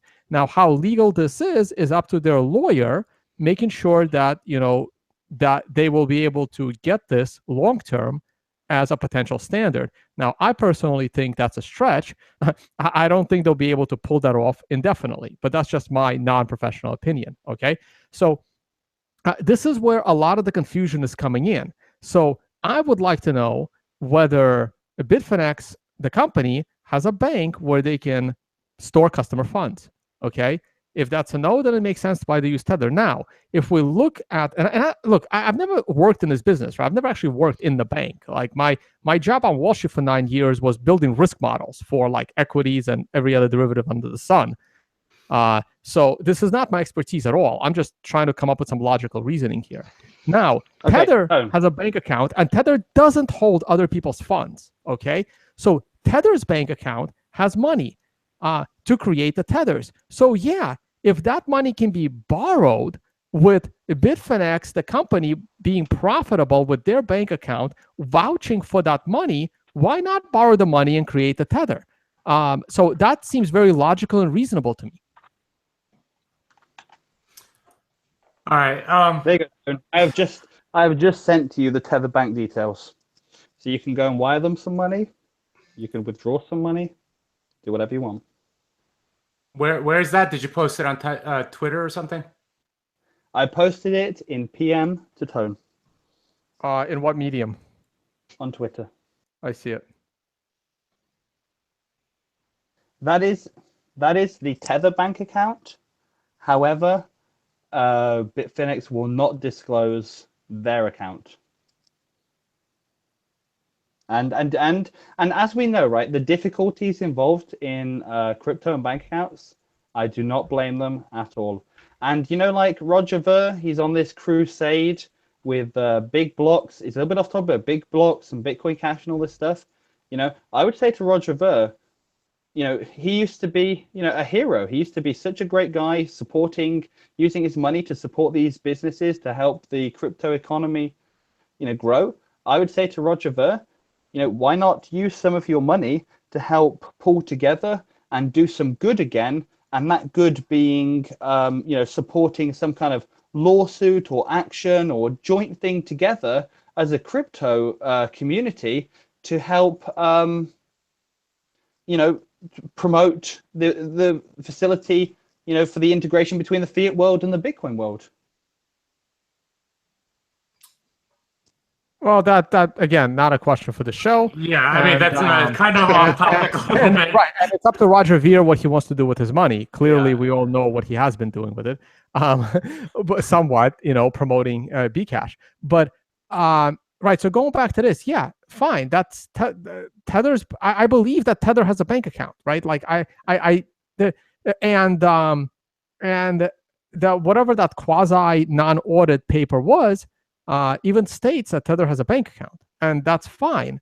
But Bitfinex'ed is also right. We don't know. I mean, that money is tied to Tether, but he has a good point. What he right about? What's he right about? Tether has a bank account. Friedman put their name on it, saying we've seen they've got 400 million, which is the same amount of tethers that were issued at the time. Now there's about 600 million. It's about the same kind of growth we've been seeing as the market's been growing. Tethers have been growing as new money comes in, as the market's been growing in this bubble. As BTC Vic said earlier, if tethers were pumping the price, why isn't Finex'ed not leading all the time? All this kind of stuff. The fact that he didn't know about the true nature of the Wells Fargo issue, the fact that he doesn't actually know a lot about things. He doesn't know about the whole wash trading. He's not a trader. He's not a trader. Yeah, his whole story falls apart. He has absolutely nothing. But I will say, I mean, with all that being said, if the market starts to change and lead me to believe that there is issues with Tether and Bitfinex'ed, I have no problem going the other way. And that's kind of the way I am, right? I'm a trader. I totally agree. So, I totally agree. If the market was giving me warning signs, I would be all over this so hard, so fast, because the market would be speaking, and you can't deny that. It doesn't normally work that way. actually, it does. I mean, It does. how many? Did you guys see Mt. Gox coming? Yeah, I was gone for months. Mt. Gox had a lot of issues. There were many withdrawal issues. The precursor. They also had that premium of a couple $100. Yeah, the market was talking. The market was telling you they weren't healthy. But I am skeptical of this idea that the market knows all. There are ways to hide information from the market, and especially if you have a centralized system, that happens all the time. That said, we have Bitfinex'ed back. Did you want to say something? No, I'm just back in case we say anything interesting. Hopefully, you can understand me. Yeah, that's better. It's not like I think it might be time of day or something like that. We probably should have scheduled it a little bit later when the internet traffic wasn't as bad. I'll tell you what. I was just gonna say, Bitfinex, you tweeted that thing about the blacklisted address of Tether. Yeah, that's kind of interesting. I'm wondering what do you mind explaining what you think you see there? I'm wondering if somebody sent them money. Can we pull that up? Is there a link? Can somebody post it in the groups in our little Hangouts chat, and then I'll pull up the screen share.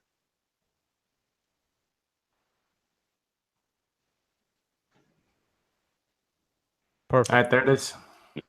Pull it up. All right, let me do that. And I'll do screen share. All right, there you guys go. All right. Yeah. So what I think, and again, this is wild speculation. I don't know exactly. That's the first time I think I've seen them blacklist a transaction like that, or not a transaction, but an address. But I'm kind of wondering if somebody sent them money and then they issued tethers, and then something went wrong with the transfer, and so they're trying to blacklist the address so that way they don't. Wow, that's crazy. That looks like they're specifically blacklisting one single address after a certain block and saying it's rejected. That's you need some really good justification for that. Also, What's that? I'm hearing again. This is rumor. I'm not sure if this is accurate or not, but Tether is telling all the exchanges to update their Tether wallets. I will say that I just as I was coming on, someone sent me a little note that HitBTC wasn't doing anything with Tether at the moment tonight. Like it's all like Tether deposits and I think withdrawals, they're all frozen. Well, I don't know. I do believe that if the information does get out, the markets will react. The question for me is whether or not the information is out there, and I don't know if we know. I don't think any of us know. Possibly, maybe people at Bitfinex know, but it's kind of a weird web that we have. Well, anyway, I want to wind this down, guys, because we're going into. Can we just one last thing? So I'm looking at the screenshot, right? So one account is sending another account 23 million Tether. Amazing. Look amazing, right? But Tether is a centralized entity. It's the same address. All three are the same addresses that it's sending from, and all three are the same too. So altogether, this is in one day, we have what, 23 million plus 8 million plus 5 million. No, 550,000. Sorry, 50,000. So that one doesn't count. Okay. So 8 million plus 32 million. $32 million, right? So, yeah, isn't there some kind of regulation about sending this kind of money? Pretty sure there is. Yeah, I'm pretty I mean, sure. okay. I'm pretty sure there is too. Okay. Now, Bitcoin is So- able to get around this problem by being decentralized. Is Tether decentralized? Okay, firstly, what you're talking about is you're just talking about money moving around, right? So just the fact that you have 30 million tethers move around is nothing remarkable in itself. The fact that you're talking about, isn't there some kind of regulation around this? The regulation is around money. It's around fiat money. This is a token, right? Right? This is a token. The laws apply to money. That's why Bitfinex doesn't need users to do verification, because they are not entering AML KYC. They don't have to be AML KYC'd, and people don't understand this until they come into contact, with withdrawing some dollars. Because up until that point, they're not actually using money. They're just using, crypto. Again, how is this different than e-gold? Yeah, well, I mean, regardless, I'm really curious about this actual screenshot, because they are putting a one-off thing. Is this like an order from the Department of Justice or something saying, Look, don't allow any deposits to this address? Why would you put something like this? Actually, I'm kind of wondering if that's $30 million that got seized. It's very simple. Money got seized, and they're basically. Hold on, let Bitfinex talk for a minute. I want to hear what he has to say on this, and it's hard to hear him. Yeah, I am speculating. I'm wondering if that's money they had that was sent to them, and then they got seized for some reason, and then they basically they're freezing this address. Now, I don't think I think this is the only address that actually been frozen. I haven't looked at the rest of that file. I'm going to look at that file a little bit more and see if they blacklisted any other addresses. But that's kind of interesting if that's the only address that's blocked. That address was number 4 and it's on the hard coded list. into the wall code. software. Yeah, that's really unusual. Like What is it hard coded into? the omnicore.cpp. That's Omni's client, and they're telling everybody to go update it, presumably to add these like 5 lines that basically reject any transactions to this particular address. Oh my. Okay, so we have this, address which they. I want to correct something. It's only checking if that account is the sender. You could actually still send money to that address, but if the sender is that address, then it'll block it. Money goes in, can't come out. Yeah, that's what it says. Yep. Okay. It can go in, but it can't come out. Okay, so what I would. Shouldn't a line like that come with some kind of comment to explain? Yeah, this is terrible code. Not a big surprise. But it's Omni. But it's Omni. We knew this was coming. We already talked about this on prior podcasts, right?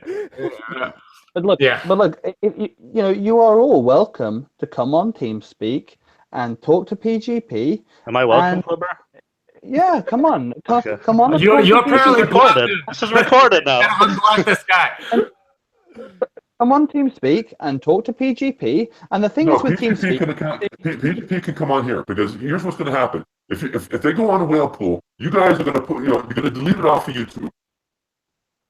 So I don't want you guys deleting it. Anybody can record a conversation on TeamSpeak. You just and that's a problem. I have no intention of going on TeamSpeak for several reasons. One, you never know who's recording. When you're on here, you know exactly if it's being recorded because it's live. And 2, it's live on TeamSpeak. It's 24/7 live. It's always broadcast, just like this is right now. But why don't you just get him on here? Get him on. Because TeamSpeak is a much better medium. The audio quality is better. And we have like 300 people in there right now. We can fit 500 on. Right, who can and engage. we have thousands of people watching. Like, we have- need more people on. right We need now, more people it's like watching. 1350. We can have thousands on the live stream too, but we can also have hundreds of people, available to come on mic if they want, because they are people of significance that maybe want to connect and then join in the conversation. We're not going to have a show with like 17 people. Yeah, we're not going on there. Anyway, I would encourage you to come on TeamSpeak. I'm making it. PGP and ask him about it. Grill him. Give him as good as he can. How about PGP come on this? Yeah, it would be much more reasonable to have him come on a YouTube show, which everybody knows about, that we can put on Twitter and say, "Hey, come on here." I mean, this is a platform. My understanding was live 24/7. My understanding was PGP didn't want to come on because he didn't feel like Tone was a neutral host. I'm not the host, Jimmy. I know, but I'm the you didn't know host. that at the time. Oh, well, okay. Well, let's see if we can get him. I'm not a host. We're here to ask him questions. Like, I'm not here to be neutral. Like, it's we just want to know what's going on. Come on, ask him everything you want. I encourage everybody to come on and ask him. No, I think look, I came on this interview. Okay, I came on. I'm not scared. What's wrong with Phil Potter? He can't come on this? He's not there. He's away. He's set away right now. All right, we'll do it. Then we'll do it. All right, whatever. We'll get it tomorrow. Let's do it tomorrow. Fine. Well, tell us when he can come on, and we'll rearrange our schedules.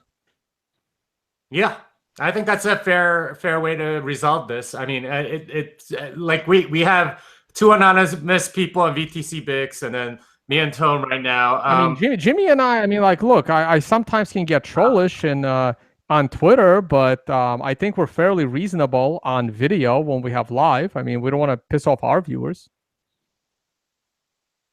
Okay, well, I mean, there is a live stream 24/7 that they can all watch and chat in there. Plus, they can come on TeamSpeak and engage in the conversation there.